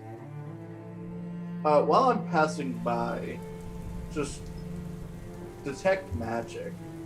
on one of those milk jars that I just happened to see sitting out in front of somebody's door. So I'm guessing people are lazy and don't immediately grab their Are you milk. doing another ritual or just gonna cast it quickly? I'll do ritual. I got 10 minutes to burn. Sure. Because you won't just be able to walk by and do that, but if you prepare, you think I want to check this and kind of take the time to go through the ritual in advance, you kind of get that vision around you. I think for Acro would be very sight-based, looking at things, and then the various mana colors that you can come across. The milk itself doesn't really strike you as being particularly magical, Particularly? but make an Arcana check on top of that. Okay. Is it 2%? Damn it! Hey, 18. The milk seems a little bit more, just ever so slightly Star Wars, meaning it's a little bit blue. Ah! That's a healthy color. Mad sus. Forget. I'm gonna, Magic blue, I'm right? gonna take that Mana bottle. blue. Yes. I'm gonna Okay. put a gold coin down where I stole it from, and I'll just keep going on my way. Okay. Carrying a basket of milk. No, just one bottle, gold Okay. coin. Yeah, just stealing one of the bottles. Gotcha. Overpaying for it because Mhm. somebody's gonna be inconvenienced by their fat ass not having enough milk for the week. It just loves like things just happen here. Also, Acrio takes a glass of milk, puts down 1 gold for a bottle. The guy coming outside is like, "Oh shit, free money!" But Oh, is he good. more inconvenienced by the money? Wants his fucking milk. Probably. Yeah, he wants his milk. Just But yeah, fat you've got guy. that. You can shove that into your pack if you want. Yeah, and I'll proceed to the store. There, I will be purchasing a level up supply. Okay. While you're in there shopping, going through the aisles, it's similar to Galliana's dry goods in terms of what they offer. A little bit of everything. Yeah. Kind of perusing the shelves and stocking up. I believe Valerie had also been kind of like saving up some of his earnings from what his pay and is in the process of purchasing a few items as well. Yeah. Does this store have toys or? Mhm. Okay. Boys. Yes. Then yeah, you would get a spinning top and a stuffed doll. As Acrio's going through, you'd see this Vistani-looking fellow with the prematurely gray and white hair picking up a little spinning top, kind of like looking it over. There's a couple different ones. They're all very hand-carved, kind of picking out one in particular, as well as then a toy doll. Kind of looks toy. Got a kid you got a birthday for? He probably wouldn't have noticed him though. He Yeah, basically flinches like, what the fuck? But as you say that, Is he deaf? No. Shingle, no, shingle, he shingle, just shingle, was shingle, just shingle, sunk shingle, into freaking. He was in the zone. Yeah. pretty much. But as you kind of ask, you see him kind of look at the toys that he's kind of picked out. His expression turns into this deep frown before he kind of just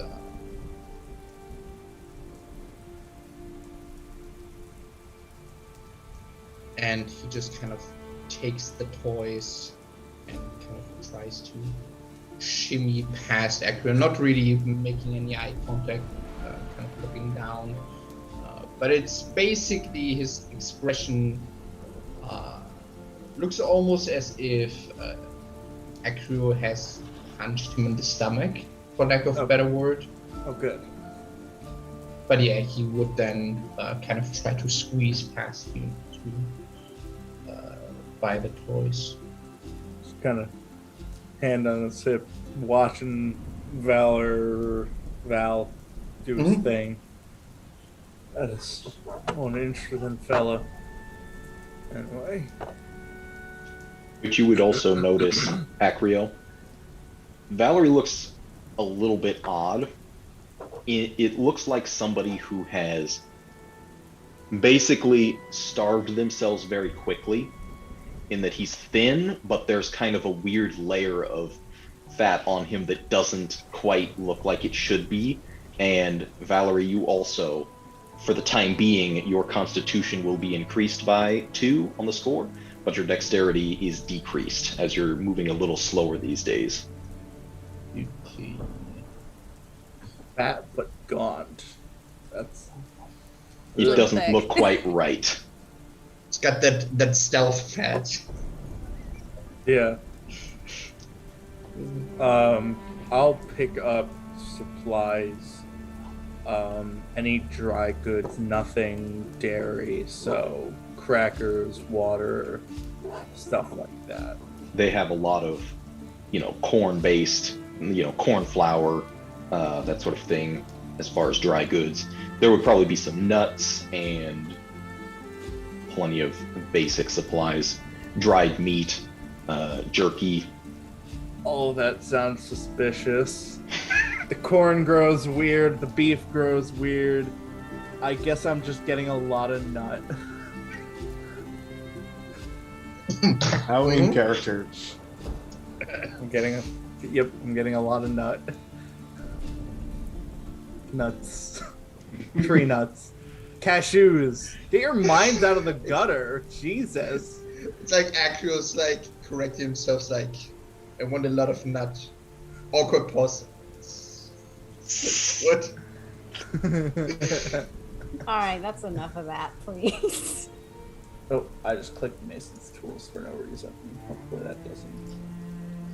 Alright, so level of supply 3. My exhaustion, does that go down after this long rest that I was above? Yes, it does. That would have disappeared, so you haven't had to be doing that. And I will be surviving off of my supplies instead of eating town food. Okay. Just until we figure out what's going on here. Can I also quickly ask, the tower, is that also out of the town, or is it like inside the town? That is also outside the walls.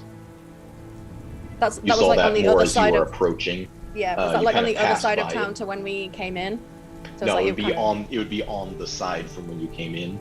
Although it was kind of more toward the west of the town, but you were coming up from the south, but it was there. You saw it before you saw the rest of the town, but that was also because of storming.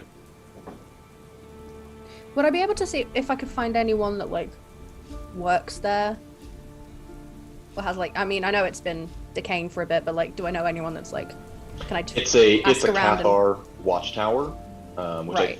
think Casper had mentioned. So yeah, but the Cathars would make their way in and out of town. They're the main guard for the city, so. Are any They're of them about- headed round to Hillcrest's place? Like Would you ask one of them? Yeah. She's kind of just like, not quite prowling, but she's just kind of like pacing by the gate and just waiting to see if anyone's headed that way. Sure. Roll a d6, please. D6. Oh no, this is gonna be how fat I get. I must roll 2d6. Have I seen Amrita 3, doing my alchemy favorite shit? number. No, because she doesn't have alchemy supplies yet, so or had a chance to do anything alchemy related. Lorelei, as you approach one of the Cathars, this woman seems to be eating on a hunk of cheese, just taking a bite out of it, making her patrols.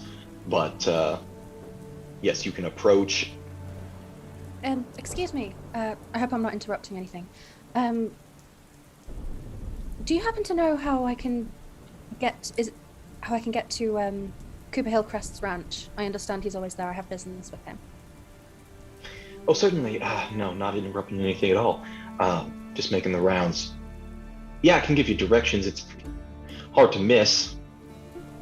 Is it? He's is it usually safe out route? there, but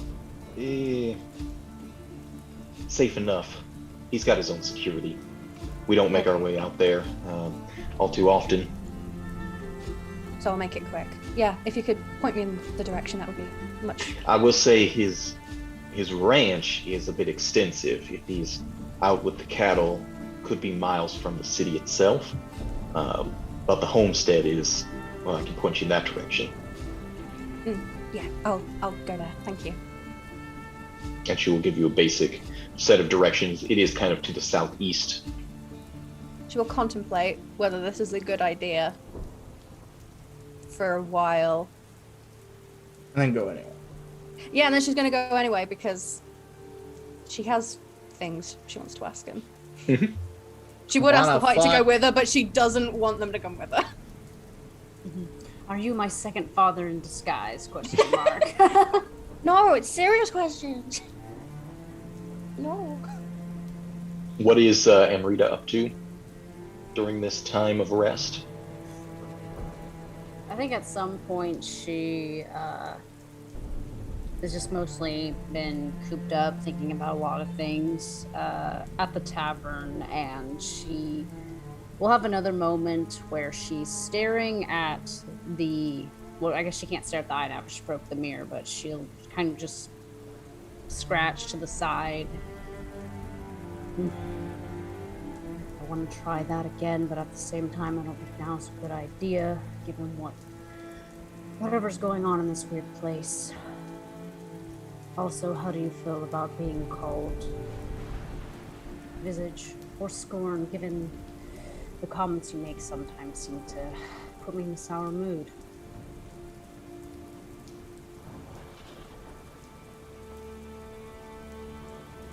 No response. We thought our name was Amrita. That's my name. That's not you. Are just on my body. You're just an extension of I don't know what you are. Of us.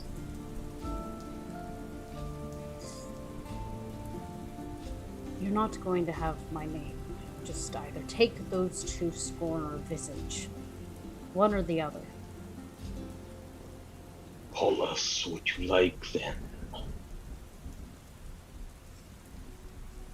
Scorn it is. And she decides to leave at some point and go investigate just the general village area again to see if she sees anybody walking about. She finds herself needing to breathe and fiddles with her flute. Which is a little bit difficult because it does start to get wet in the rain.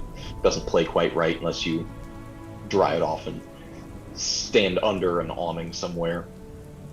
Yeah. Help yourself focus. Yeah, she'll just do that while also just keeping an eye out. But I imagine for a brief time she gets focused on the music and just begins to play it. Can I have you make a performance check with your flute proficiency on top?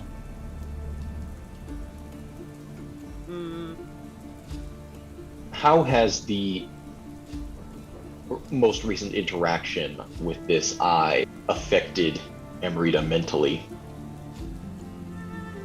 Ooh, it's made her rather annoyed, probably angry, and just so many emotions that she feels in the present, but also the past of, like, some of that, seeing the familiar corpses in the fire. It's kind of like tugged at her a bit, and she feels her own ears pierce as she accidentally slips a note and water sputters out of the flute, and it's just like, fuck.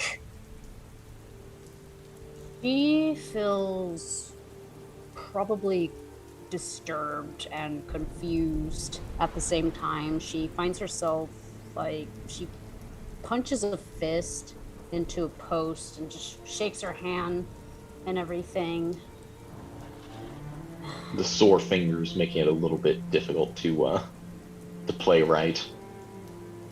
Yeah, because it's that question, that thought, where if the eye is saying that it is her, then is there a concern that the eye could take over?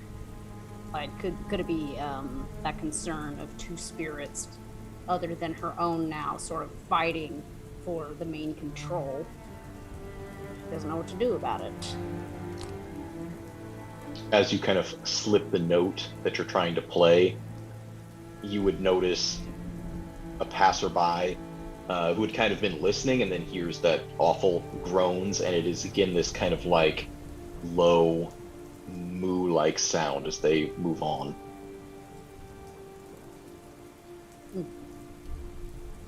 Is that all she sees? It's just that random passerby? Okay. She's just gonna continue walking, man, just in general, just to get air. The path out to Cooper Hillcrest's ranch cuts through a good number of large cornfields. The road, or more of like a dirt path that's gone muddy at this point, pretty wide. You can see it's well traveled by horses and probably cattle that have been driven through here as well. But I need Lorelei to make, we'll say, a survival check to navigate, because it is, you lose sight of pretty much everything as you're in these fields. Oh, But I just, the realization of what happens if I'm going to get lost just dawned on me, and I'm like, oh, fuck. that's probably what was going through Lorelei's mind as well, before this, wide turn kind of like rushes as she's like picking up her pace, thinking, can't get lost in this, and you round kind of this corner and you can start to see the ranch homestead, which is a like a 2-story house, large fence around it, a bunch of smaller houses and sheds and that sort of thing on the property, large fences, and kind of not an arch, but these 2 pillars with a wooden plank across it and a symbol kind of carved into the wood, which is a circle with an H, but the center of the H, rather than a line, it's like a pyramid, basically, goes up and down.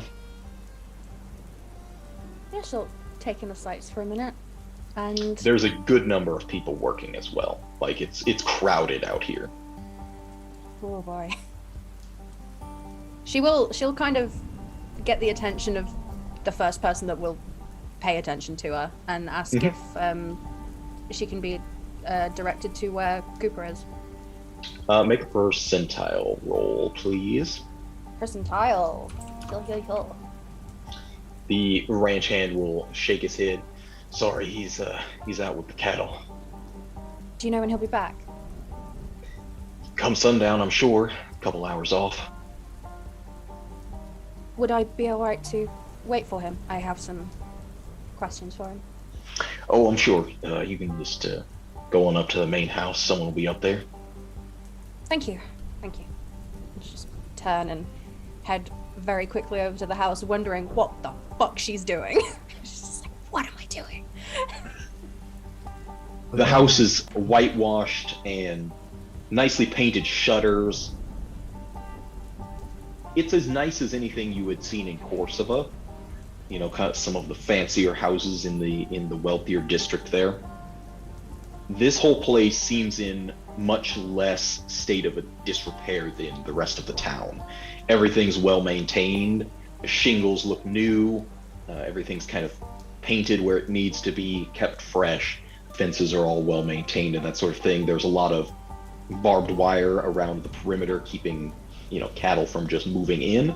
But you can see, as you're passing through kind of this winding gravel path up to the main house, passing several of the sheds and stables and that sort of thing, there's this loud cry, clearly of an animal, and you look over and you start to smell this intense, aroma of burning flesh, as you can see where they are branding the cattle with this same circle with an H and triangular shape in the center of the H.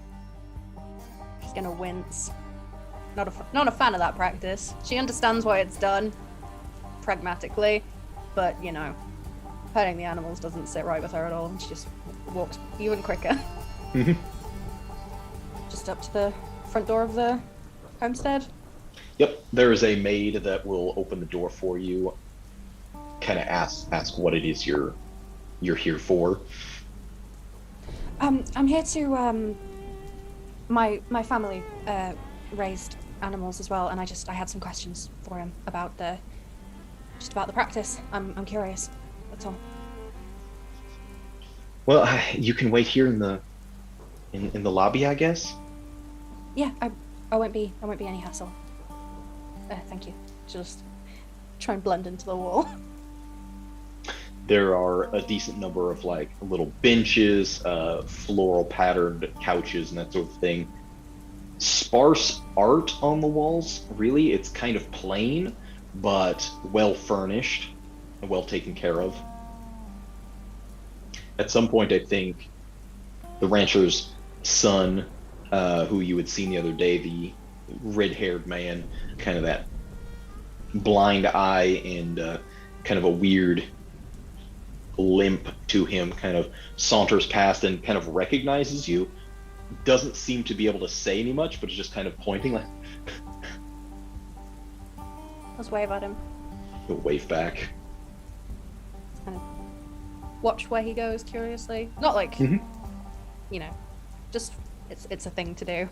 Yeah, he saunters out, wandering around the ranch estate, definitely with an air of he knows he runs the place almost.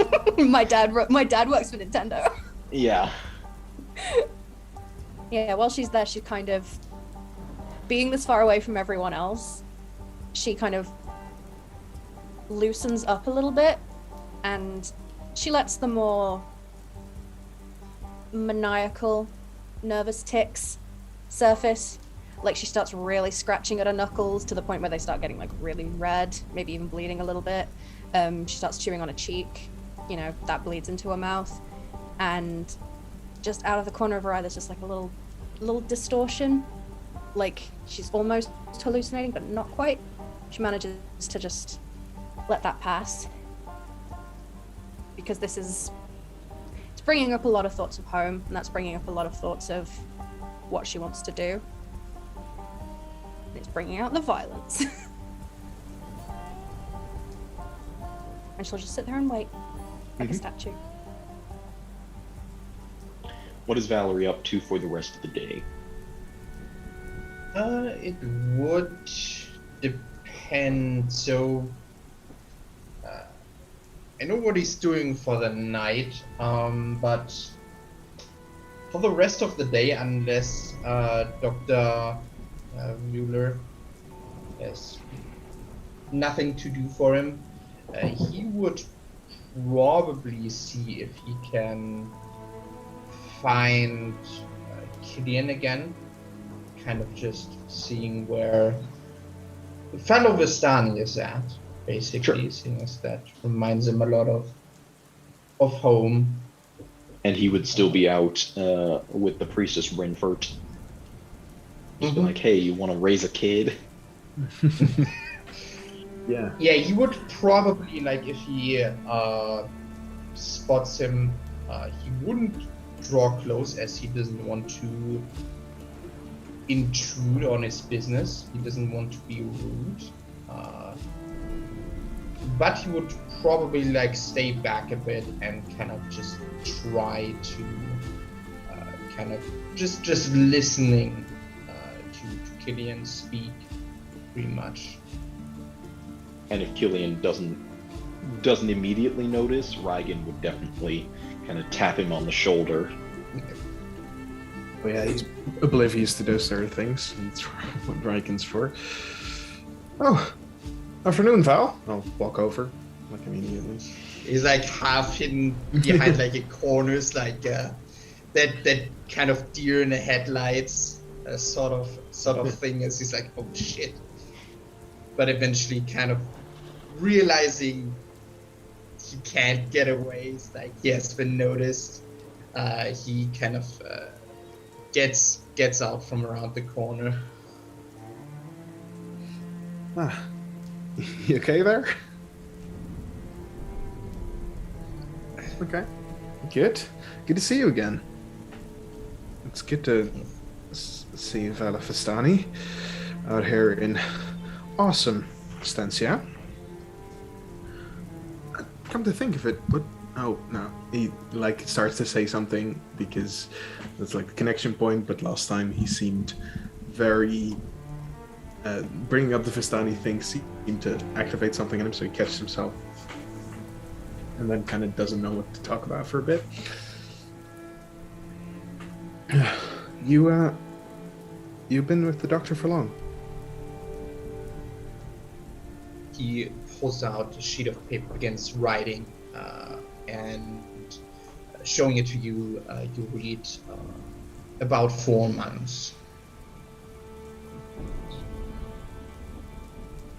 No, I don't want to presume or anything, but he didn't seem that nice. Everything above board? He kind of doesn't know how to respond at first, just as he seems generally taken aback. But after a moment, he continues to write, and you read, "The doctor is one of the nicest persons I have ever met." Which is saying something. Mm-hmm. All right, if you say so. Wouldn't be much lying. Right. It's like he might sound a bit rough, but that's just for show. Okay, if you say so. I know it's most people's instinct to shit on our family, but it just still bugs me every time, you know? Writing further, he doesn't mind Vistani. Okay. The impression Valerie would have gotten is that Dr. Muller he doesn't differentiate per se, but he takes as much of a scientific look at it as possible. Like his comments, while abrasive, Valerie would have known as just that's the way he thinks it is literally. It's not to be insulting, he just believes that's the way it is. And that's kind of the way he speaks about many things. He doesn't have a lot of decorum, but is very straightforward, even if it's kind of offensive. Mm-hmm. Yeah. For a moment, kind of Val, kind of almost, he shifts, kind of fidgeting around, as if like torn, but eventually picks up the pen once more. Can I help you with anything? Well, do the people like you here?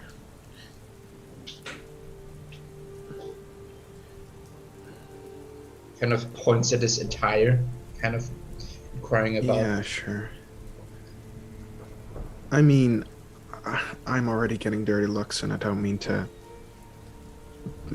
But I'm persuading people right now, and you can't talk. But I'd love to hang out later. Because, hey, listen, Val. You know you're part of a prophecy. Yeah? We came from Ghost. You should totally not go there. Not a place to hang out. But down in this weird... It doesn't matter. Anyway, old guy connected to old gods. And his eyes went like weird. And he started speaking.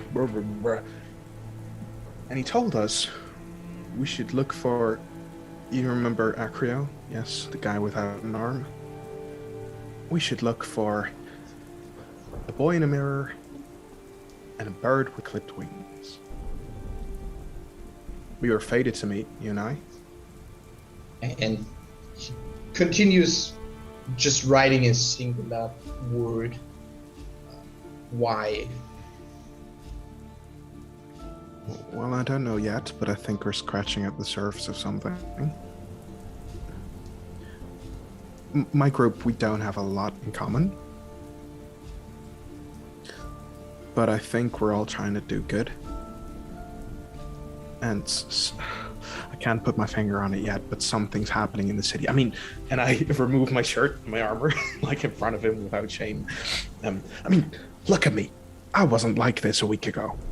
I have abs. Flexes. Evel's like, kind of blushing. She's like, okay, this is happening. Yes. He's very shiny in the rain.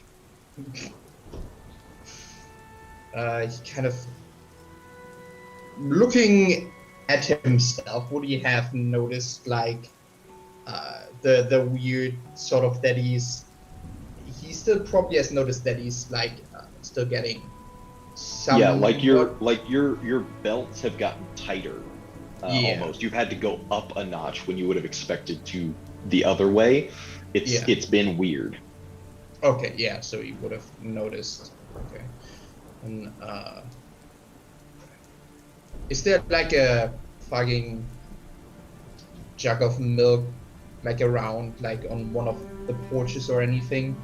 At this hour, probably not. However, there may have been someone who has left out the empties to be picked up the next morning. Yeah, then he kind of just moves over to like one of the empty jugs, kind of pointing at it. Yes, milk.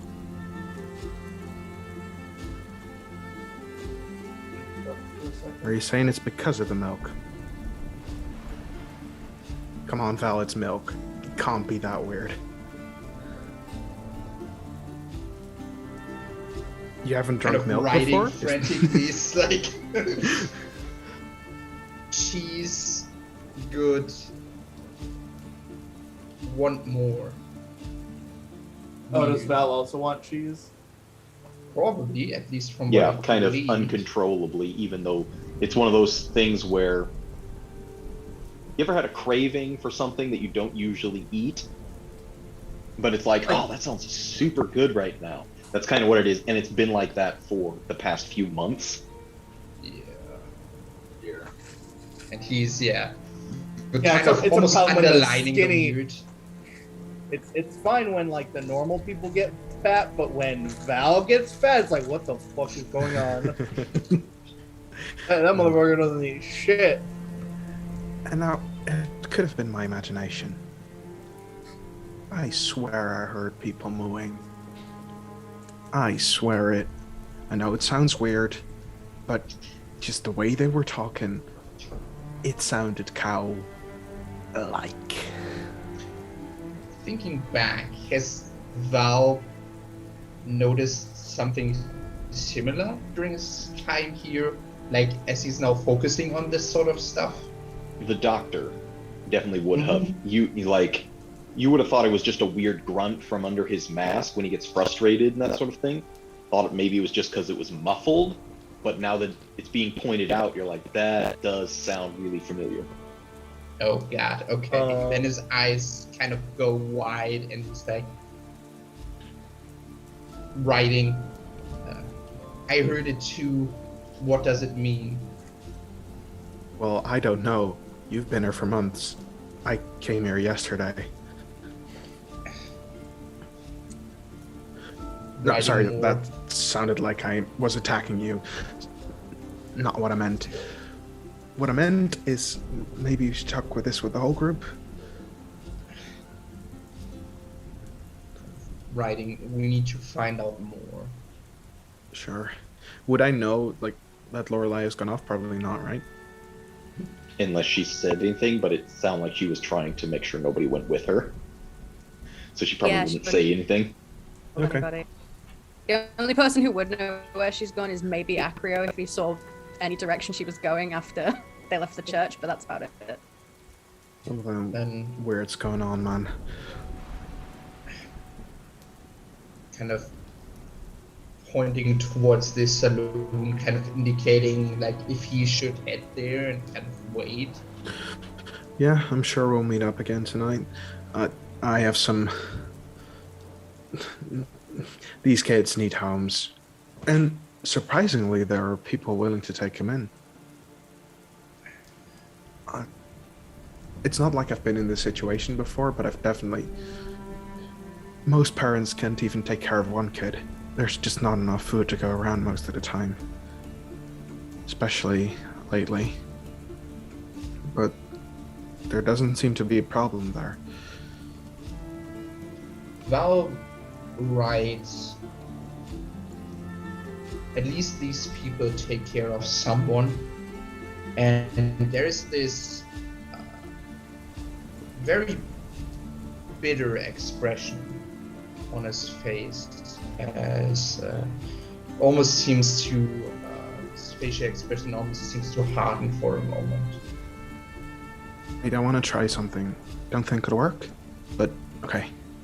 And you see Cillian kind of turn around and start talking with someone, very under his breath. I want to try and send a message to him, see how that works. Yeah, I just sent. Can you try to reply to this? And you hear like just a middle-aged woman's voice in your ear. Fuck. Who said that kind of? Can he reply? So it functions as the spell message, which typically would require that the person actually verbalize something. It's not a telepathic thing. So I'm going to say probably not, unfortunately. Then you see Val's lips moving and kind of these choke kind of strained sounds coming out of his throat as if he's trying to talk, but nothing happens. Was worth a try. I'm sure there exists magic out there that could help you, but it's not in my arsenal, mate. Sorry. Just kind of moves up and kind of places a hand on your arm and kind of gives you this weak smile as he kind of just nods, letting you know that it's all right. He appreciates the effort. An interesting guy, Val. Hope to see more of you. We'll meet at the tavern tonight, yeah? And yeah, he kind of just lets go and probably looks, kind of watches them leave before afterwards heading back. Go of Cillian's naked, veiny arm.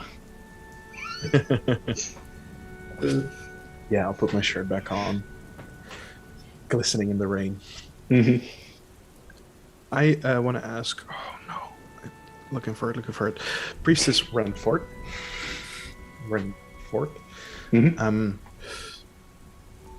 What do you think about him? That guy I was just talking to. Oh, the other Vistani in town? He keeps to himself. Doesn't cause trouble.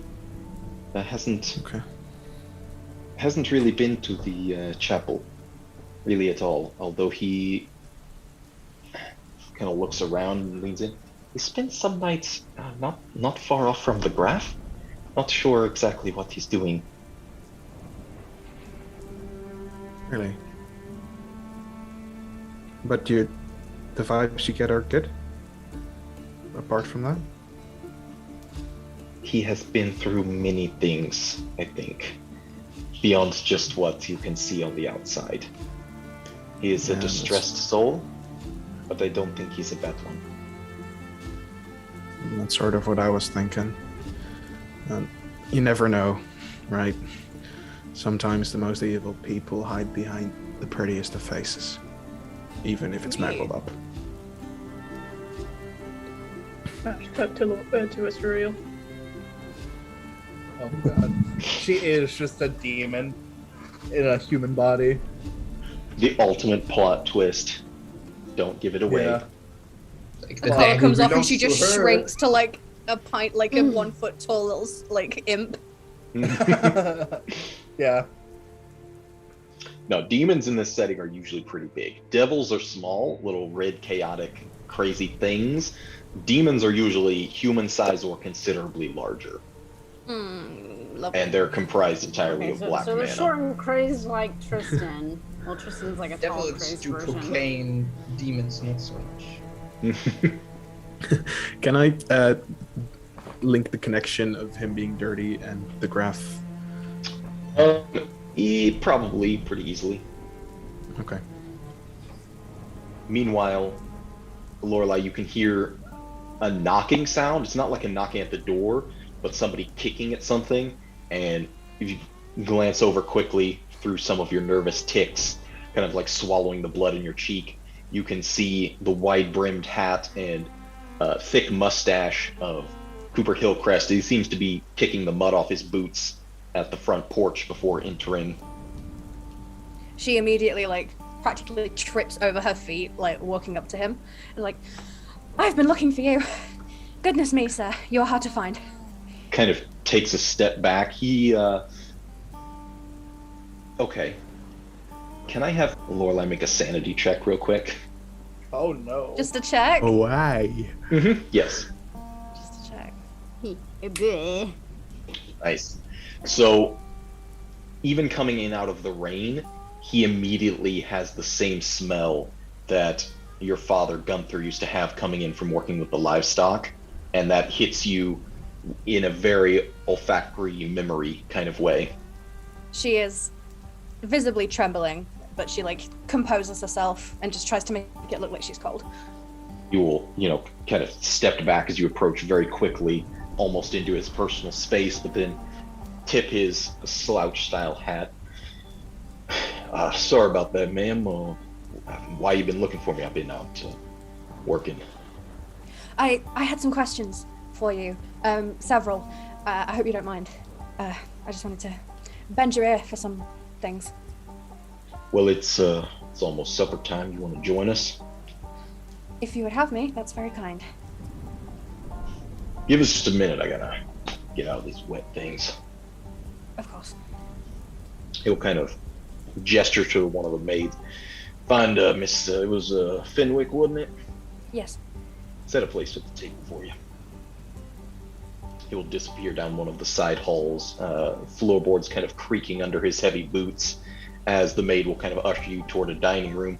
There's a good number of people, most of which you think are probably not relatives, but some of his main ranch hands that have all kind of been assembling. You've seen several going in and out. Big Tuck, his son, is there as well, kind of bouncing in his seat, wants to get up every once in a while, and somebody kind of grabs him his arm and makes him sit down again. And yeah, they make another seat for you. Most of the people here give you respectful nods, but don't really make much conversation.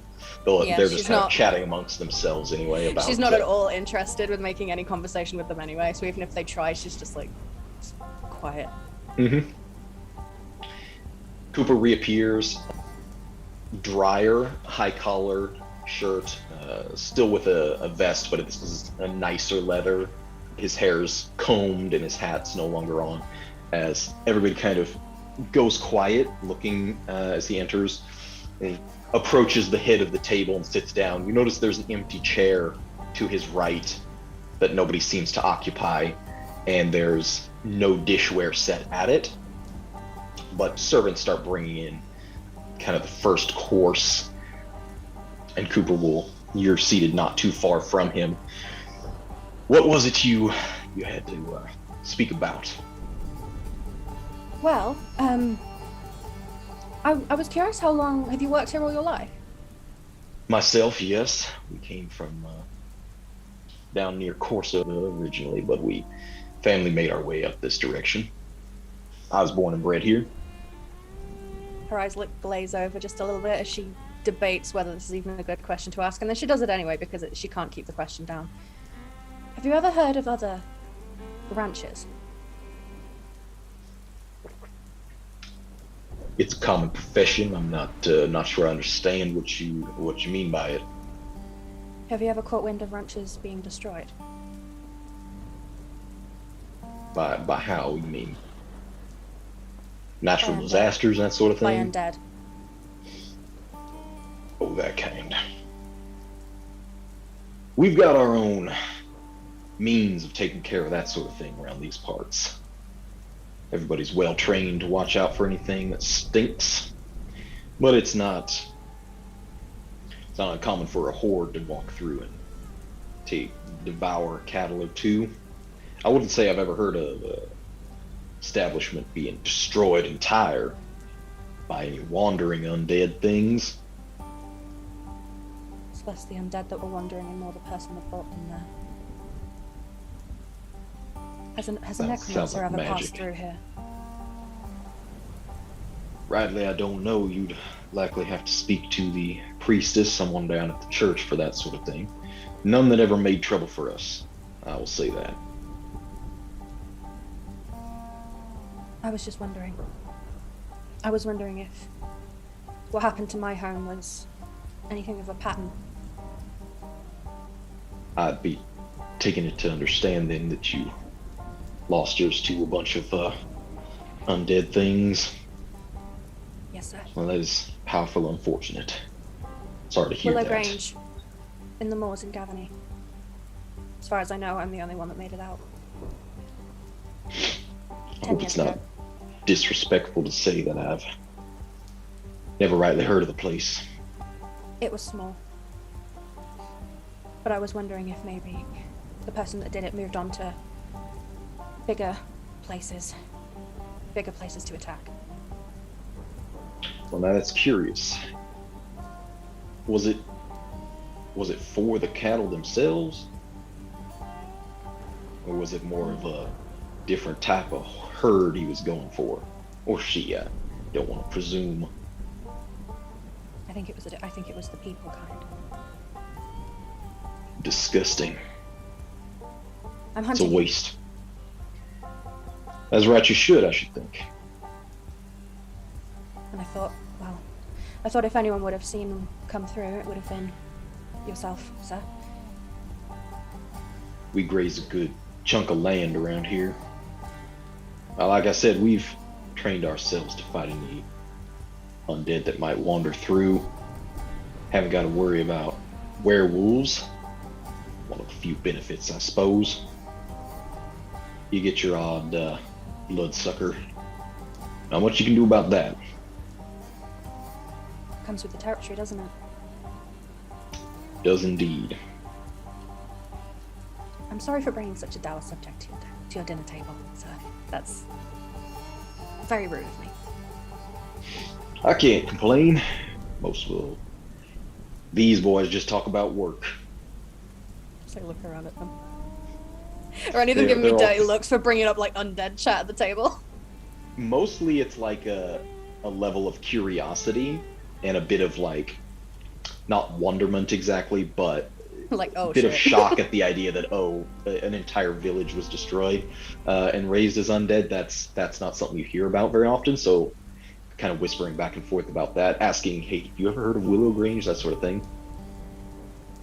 I have a friend of mine is curious about the cheese that you make here, and we were told that if anyone would know, how it's made, it'd be to come to you. I'm curious. What do you put in it? My friends love it. Well, unfortunately, that's trade secret. Can't be going and sharing that sort of thing, diminishes the value. But I'm glad to hear they enjoy it. I'll You let them know and it's a yours secret. sticking around for very long, or just passing through? I can't be sure. We have to stay in town for a little while. The Cathar that's with us is quite gravely injured at the moment, and I don't know how far we can go in our current state. I think the intention is to go onward. Where to? I'm not sure, but forward. Pity. Thought maybe you'd settle down. Don't get many folks who do around Silver. Well, the people that are with me are definitely not the settling down type. Well, I do understand that, I suppose. From a bit far off, I've always preferred roots. So did I. had nothing happened, I imagine I would be in your shoes. They're large shoes to fill. But if you ever intend to put down a few new ones, keep Silburn in mind. I very much will. She says that fully knowing that she doesn't intend. I was like, nah. The meal brought out is extensive. Mostly it's like burnt ends, steak, and an array of mostly root vegetables, and there's salad as a course, which you haven't had in forever, maybe since you were a kid. I mean, you've made your own kind of salads out in the woods, but Salads. an actual prepared, yes, exactly, an actual prepared salad with shredded cheese over the top of it and everything, with a ranch dressing, which some of you will know what is and others will not. On the but- nose. In my head, I it's mean, just where do you think the name came from? Yeah, it makes sense. I only know ranch as being what blue Doritos taste like. Anything else you have for him? No, that's all. That's all she had. It's still raining and getting pretty dark at the point when the meal has concluded. How long did it take me to get here? Do I think reasonably that I could make it back before it gets like dark? I mean, it's pretty dark now, but it was probably 20 to 30 minute walk, like not super far as lands where people walk, So if I run, Yeah. If you can keep up a good constitution. I've got pretty good con. I've got pretty good con going. I think I could. I think I could run it. Jog it, yeah. Yeah. So easy to do in a dress. She'll hike it up. She's Hike run up her before. skirts, just Yeah, she will excuse herself. She'll thank him for his time, and be like, I have to get back before it's dark, or I'll never make it back. He will graciously walk you to the front door, just bid goodbyes with a nod. She'll bow her head. She doesn't say anything because she almost is worried that she'll say bye, Dad, and as she leaves, and she doesn't want to. So she just says nothing and leaves. Hope you find him. Oh, I fully intend to. And I'm he'll just gonna... go back inside and close the door. And I'm gonna gun it for Silver. What is everybody else up to toward the evening? Well, we'll probably wait for everybody else, seeing as Cillian said that they should probably talk in a group about this. Still intends to do his other business afterwards, and while he's waiting, he's playing the game of how drunk can I get off of beer? As he A game you're is, familiar with, aren't you, Ben? Yes. No, no, this beer is is hard just- liquor. Yes. Cool. So yeah, the main stock that the Brass Bell has, the only place that's still making deliveries after the Hunter's Moon and kind of through it, is this brown bottled beer with the label that says Revito and Son Brewing Co. Which, yeah, you've drank enough of them that you're starting to like pick at the labels and that sort of thing. But I will have you make a Constitution saving throw. Okay. Oh, so I'm not the only one that does that. As soon as they get wet, I like pick at the. Yeah. I'm not crazy. Yeah, Oh, that's just a general check, but I mean still. it's the same thing, I believe, or maybe even more. Yeah. I mean, it's decent stuff, but it's obviously not a strong alcohol content for 5%, maybe.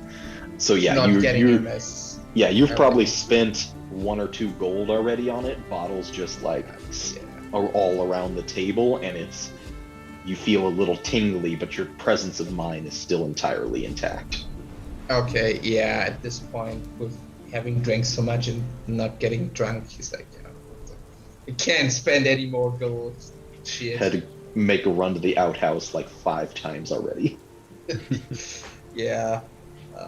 Yeah, he's just probably trying to clear the boards away so that if Cillian comes and he doesn't see that shit, yeah. The And then he's just gonna wait. the waitress, the barmaid working for the evening, Samantha, you've dealt with her before. She'll help you kind of like periodically clean up and keep them coming if you want. A little bit confused when you finally say you're, done for the night. Yeah, he's like writing, just it's not working, and that's it. I'm sorry to hear that.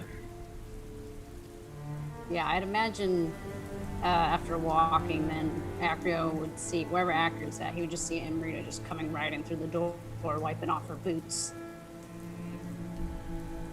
Fucking yeehaw people using those like cow brushes to wipe their boots off at the door.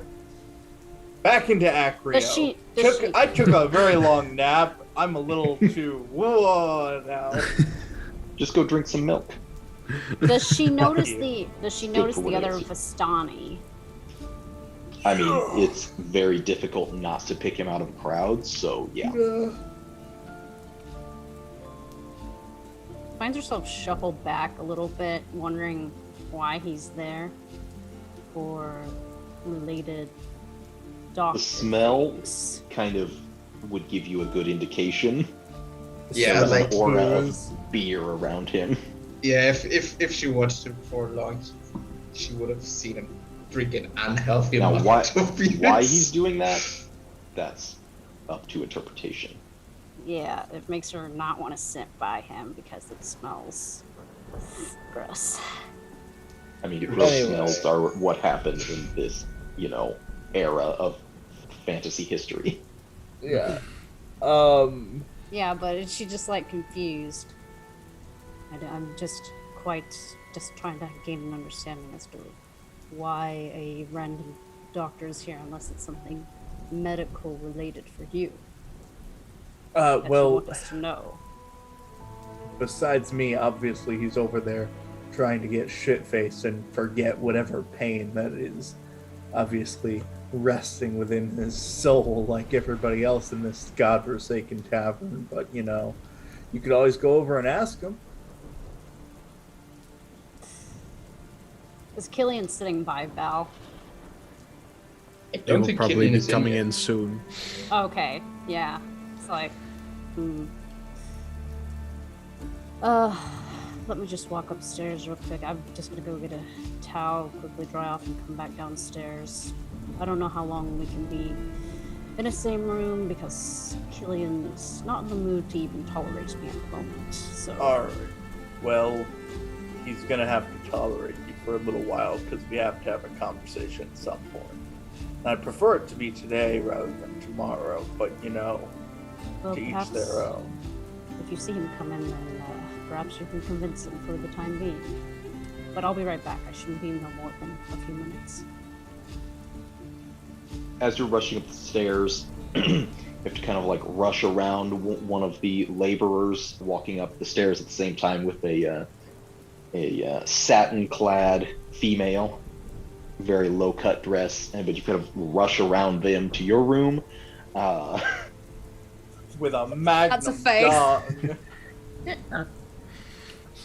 I mean, you don't know about that, but at the same time, the double doors open to the brass bell, and the captain of the Cathar guard at the tower, Casper Lowe, enters with a couple other Cathars by his side, scanning the room quickly and approaching Acrio.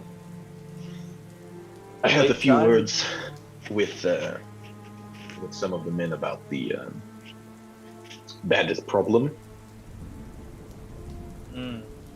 Unfortunately, not much to report. We have a few ideas about where they seem to attack the roads most often. We spoke to a number of Coopers. Ranch hands, they're out more often than we are. They seem to avoid the locals, these bitter hearts. Seems they focus more on travelers. Don't think they want to stir up anything in the town itself. That would be my guess. Right. By the way, do these Cathars look fat? Roll a d6. Yeah. There's two men and one woman amongst the entourage with Cooper. They all seem not so much fat as they are like abnormally tall and brawny, it seems. Like they're, they seem to work out quite a bit, maybe, or they're just very meaty and defined. Like, Meaty and defined. like fair, like It's a are they phrase. tall? What I call my Like dick. taller than? Okay. Like not taller than Acrio, but Acrio is taller than I mean, he's not. They're not Amrita height, but they are big. big individuals. Yeah. Okay. Innistrad steroids. Confirm. Oh, that's interesting. What do they want? Whatever they have, I want. I got it. Shut up, Stein. Yeah, I didn't expect much to come of it. Thanks anyway. We'll look into it ourselves. I will. I can make a bit of a map of the area with some of the locations we know they have used as staging grounds for attacks. You might be able to triangulate something. Take whatever I can get. Anything else you need from us? Tomorrow, where will you be? Round and about? I always am. If I'm not in town, I will be at the tower, of course. Got it. Then I will find you when I need you. Something may come up. Not sure yet. He will bid you a good night and, with his group, find a table or a booth or something and prepare for dinner. Yeah, and I'll motion over to Amrita. Stein, did he get here yet? Cillian? I'll enter now. Yeah. Oh, hey, Cillian! Funny thing. We'll say he here. went to collect Asuriel, who is following close behind. Yeah, I'll motion to Amrita, Asuriel, and Cillian. Asuriel wanted to talk to the priest a little bit before leaving. Sure. She mostly Maybe wanted they to ask could more about the kiss. curse. Mm-hmm. And she's like, do you think there's something weird with the cheese?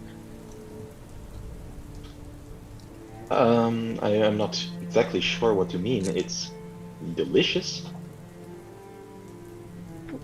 Yeah, but it seems too delicious. I'm not from Stinzia originally. This was where I was stationed.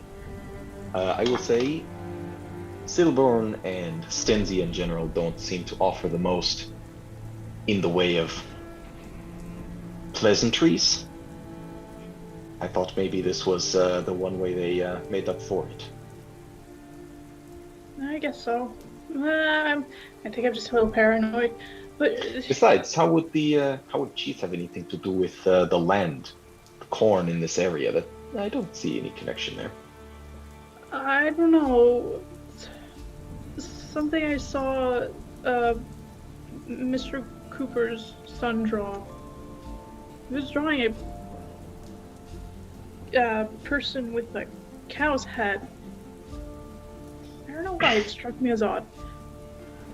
I don't want to speak out of turn, but he's odd. He's obviously a bit simple. That several years ago he was struck in the head with a cow, kicked rather badly. Hasn't been the same since. And that was about the same time Cooper's daughter passed. There was a bad time some years ago, especially for the Hillcrest family. Oh, it's terrible. Did they A come shame here? indeed. Yeah, Cillian would be here because you would have returned with the Priestess Renfort. And I'll ask, do they come around here? On the holy day, yes. Although Mrs. Hillcrest not so much anymore. She's well, tragedy has its effects on people. She's become a bit of a shut-in. That it does. You haven't seen her since? Every once in a while, but less and less as the years pass on. Where are you from, actually? Not far from the Elgid grounds, actually, in Nephalia, originally. She's gonna lean over to Cillian. I don't know where that is. It's a bit of a way. Okay. Do you miss it? I miss the lack of vampires. But we have our safe room in case they come around for anyone who would wish to use it. I often do, which she seems a little bit ashamed about that almost. You seem pretty well armed against them. As armed as one can be. Mm-hmm. Well, yeah, Acrio did come here earlier to use that room. Were there vampires in town today? No. He just wanted to smash a crystal that was evil. I don't know what I was doing. Fucking metagamer, you fucking piece of shit. You fucking Yeah, you don't know what Lorelei and Acrio were doing in a secret room in the church alone. Yeah. Weirdest ship. I mean, she probably would have heard heard the crystal shatter when you did that, so that would be the only indication. What else you did? Gamer. Don't know. Look, she has high end. She can guess things. I know. I'm fucking with you. Or am I? Dun, dun, dun. Anyway, we get back to the tavern after that interesting conversation. Lorelei, can I have you roll a perception check, please? Yep. You see your arm turn into a hoof, and then your other arm turn into a hoof. I have inspiration and I don't want to die out here. I'm going to re-roll that perception check because I would like to not be dead out in the wilderness, please. Just behind your son. Shut up. Stein. Wolves howl in the distance. Oh, even more wolves. I'm getting agita. As you're sloshing through the mud path, through this corn, in the rain, it gets oppressively dark very quickly. As soon as the sun is behind the mountains of the Gaia Reach, the starless, nearly moonless sky is black and everything around you is black. You can make out enough, it's very dim light, but there is a rustling in the corn. I'm making my way downtown, running faster. She's not stopping. Well, she will cast light just so she doesn't trip. She's gonna cast light just hold it above her head and just gun it. Eyes ahead, or are you looking around? I'm gonna see if that rustling is anything that is making moves to follow me. Okay. But I'm still moving forward. Mm-hmm. Moving, sorry. Shut up! Yes, because as you cast light on dagger, typically is what you should very carefully run with, holding that up in the air and looking around. Uh-oh. I'm dead. Oh, that's so creepy. That's so creepy. Stepping out of the corn, this tall figure, kind of barrel-chested in these leather apron-type apparel with... When it first moved out, you thought it was just a cow that was stepping out of the woods, but it was very tall, until you realize there's almost like saliva dripping out of the mouth and eyes that have been almost stitched shut. It just moves out of the corn and you bolt away from it as quickly as you can. It doesn't seem to follow you down the path. but you look back and you can just catch this edge of its cleaver as it's sinking back into the corn. I was just running. And as soon as I can, as soon as I have any kind of guess that I'm near Silver, and she's just gonna, shout, hey, let me in, please. The guards on the Hey, tower let me in. don't recognize you at first. I don't want to scream. I have neighbors. But as you're approaching and probably banging on the door, Yeah, she's in panic. it's like, oh, the one of those travelers. Go ahead and open it up. And yeah, the gates start to open a crack, and you shove your way through as quickly as possible. She turns back around, trips over her feet as she faces them and runs backward. There's something in the field, and she just runs for the brass bell. You see them giving each other glances. You have someone go check on that. Don't go alone. I think it's dangerous. And I run. And she will trip into the tavern, just fobbada through the door. And that is what you all see. Lorelei, What are you happened okay? to you? Well, she looks like shit. What the hell? Please get somewhere. I'm not here. Just get somewhere private right now. I need everyone. Go upstairs. We need to go somewhere right now. There's a private room here. In there. Right now. Everyone. So just kind of stands up awkwardly looking at Cillian's And they'll come? Yeah, sure, whatever. And wave him over.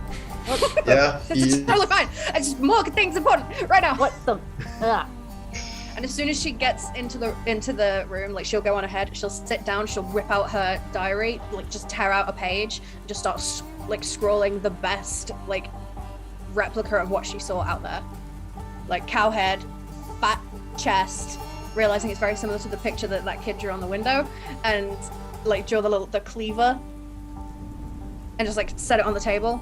And her hand is trembling. Her knuckles are grazed. I saw something out in the corn. There's something in the fields.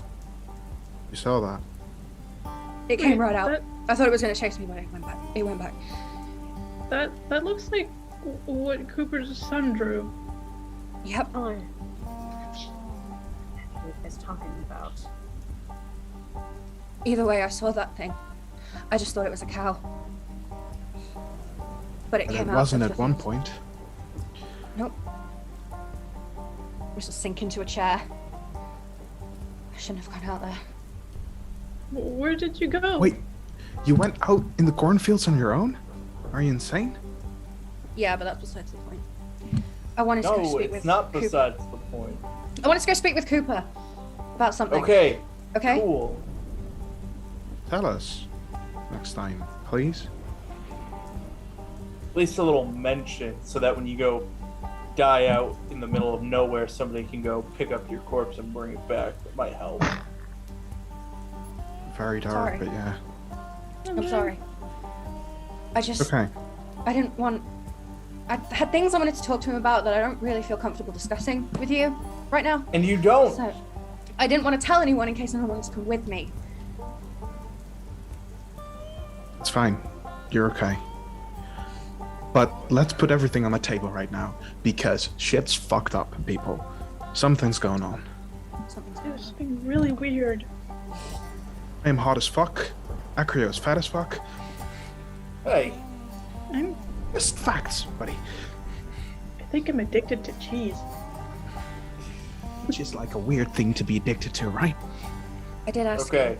I did ask him what was in the cheese. He said it was a trade secret. I thought maybe I could get some answers out of him, but I didn't. We have another problem. And I take out the bottle of milk, set it on the table. That's not normal milk. What you mean? I can't pinpoint it, but it's got a blue hue to it. Let me see Nice. it. And I push it over towards Amrita. She's wrong with this Gonna waft it over her nose and see if she can notice anything. It's full fat, delicious whole milk. doesn't smell odd at all. It actually smells very enticing. Maybe I can. She's gonna try and cast detect magic on it. Ritual cast. Don't. Asuriel, I already did. And also, sorcerers don't have access to ritual casting, so no, sorcerers can cast detect magic, but they can't ritual cast anything. I went and checked that last time you went to ritual cast. I was like, I don't know that sorcerers can do that. Cleric gang. That's Sorry. Yeah. Val would well, anyway, like, she doesn't do anything. I'm gonna kick detect magic out next time. Whatever the case, we need somebody to look closer at it. I don't know what's weird about it, but something here is unnatural. Magic is off the table. Something chemical, I think, is... Maybe it's something being put in the cheese in the fields inside What about of both? people. What if it's magical you and said- chemical? If it was magical, we would see it, Lorelei. If I I had mean, you said it was slightly blue, right? Yeah, that was as a That's it. result of your detect magic. As in Once blue that fades, mana? it looks normal again. Oh, okay. if I had access to, I Yeah, could Asuriel do an Arcana check on that? On No, milk. no, no. Okay, now I need... Danielle. Yeah, you. I guess it's better to say this now, but given the other abilities I've done in the past, I am capable of alchemy, or doing alchemy, but the problem is I do not have the necessarily means of supplies or anything. Perfect. I'll get moment. you the tools. Alright, I Val might be able to kind figure of it out. scribbles. I have the equipment, kind of just awkwardly pushing like the piece of paper, like before kind of shrinking down. I'm sorry, but why is he here? He's just an awesome guy, and he won't tell our secrets. How the fuck do you Yeah. know that, actually? Val I mean, he continues can't writing talk. now frantically. It's like Cillian is right. Something is wrong. Cheese is making people bad? Question mark. He's been here Sorry. longer than us. He might be valuable information, and he's the person I think I trust most here. In his He could room? betray us. His family, he wouldn't. How do you know that? Because you trust Amrita, family. You calm you down. are there for family. Val kind of just points at the door. No, No. no, Kidding no, that- no. Stay. We don't have the Amrita, time to get into semantics of what trust is and who trusts what. Needless to say, everyone in this room right now, we have to trust each other and we have to figure out what's going on. Okay, Coming from the hypocrite. But continue on. As I was saying, we have to figure it out and figure it out quickly. We probably shouldn't even be getting involved, but fuck, it's too late now. You were there, Lorelei. What was he like? Cooper. Cooper? I would trust him. The way he carries himself, and it just reminds me of my own father, and I struggle to think he would do anything wrong. He's the one that makes the cheese, Lorelei. somebody else needs to get I struggle to think that this is a one-point issue, though. I think this is endemic to the whole area. There's got to be Okay. multiple irons in this fire. There can't be one person that's responsible for this. Then The we need priestess somewhere told to us that start. that his wife doesn't really come out anymore. That his daughter died a few years ago, and she hasn't been quite right since. There was an empty place at the supper table. That would explain that. Oh, that's sad. And his son had an accident or something. They said he was And kicked in the head by a cow. And when we came here, I went to speak with him because he was drawing on the window, and I just thought I'd talk to him. He doesn't talk. And he drew an image that looked very similar to this. She points at her own drawing. Wide-chested, cow head.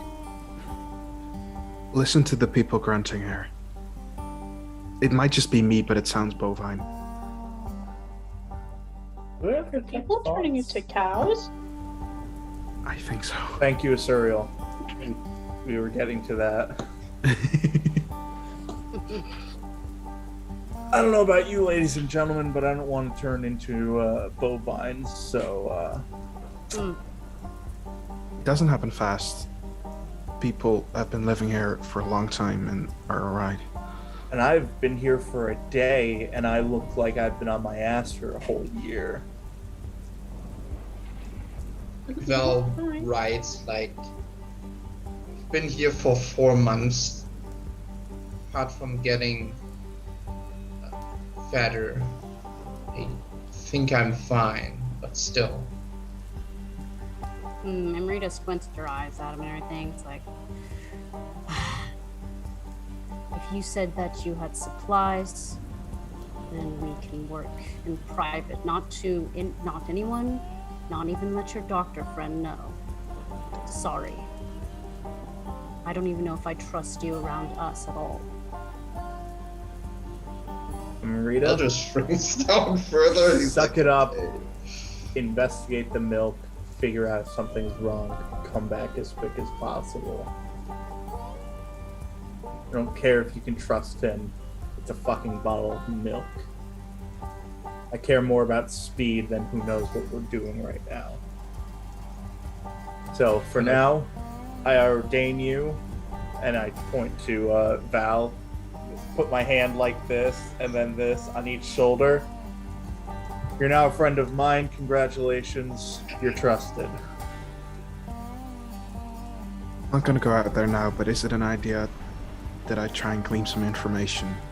Stick to the shadows a bit. Maybe tomorrow go to the ranch.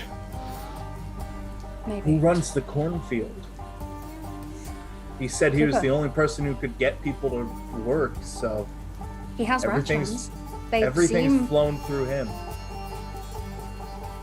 they seemed like pretty hard working out there, didn't they? Like there wasn't like a lethargy. Yeah. Yeah, He nobody has was really standing around. None of He them has ranch fat. hands that were working. I have a theory that I just want to posit, and feel free to tell me if this is. I don't think people are turning into cows. I think that cow, that creature out there, is maybe some kind of being that they've made a deal with for protection. In return, they'll feed them people or something. People seem pretty content. Maybe there's less nefariousness. That is very think. far out there. I'd like to figure out how we're doing milk. The thing. You know what? Why don't we go out to the cornfield, see if we can catch one of these bovine-headed. I don't know if there's just one though. We don't know how many there are. Maybe Might we be could dangerous find out. to find a wander in regular there. cow?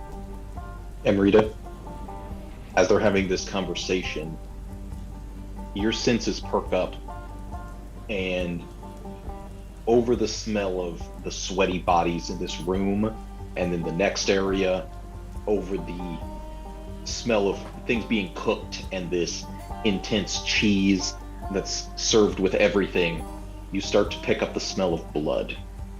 Very fresh.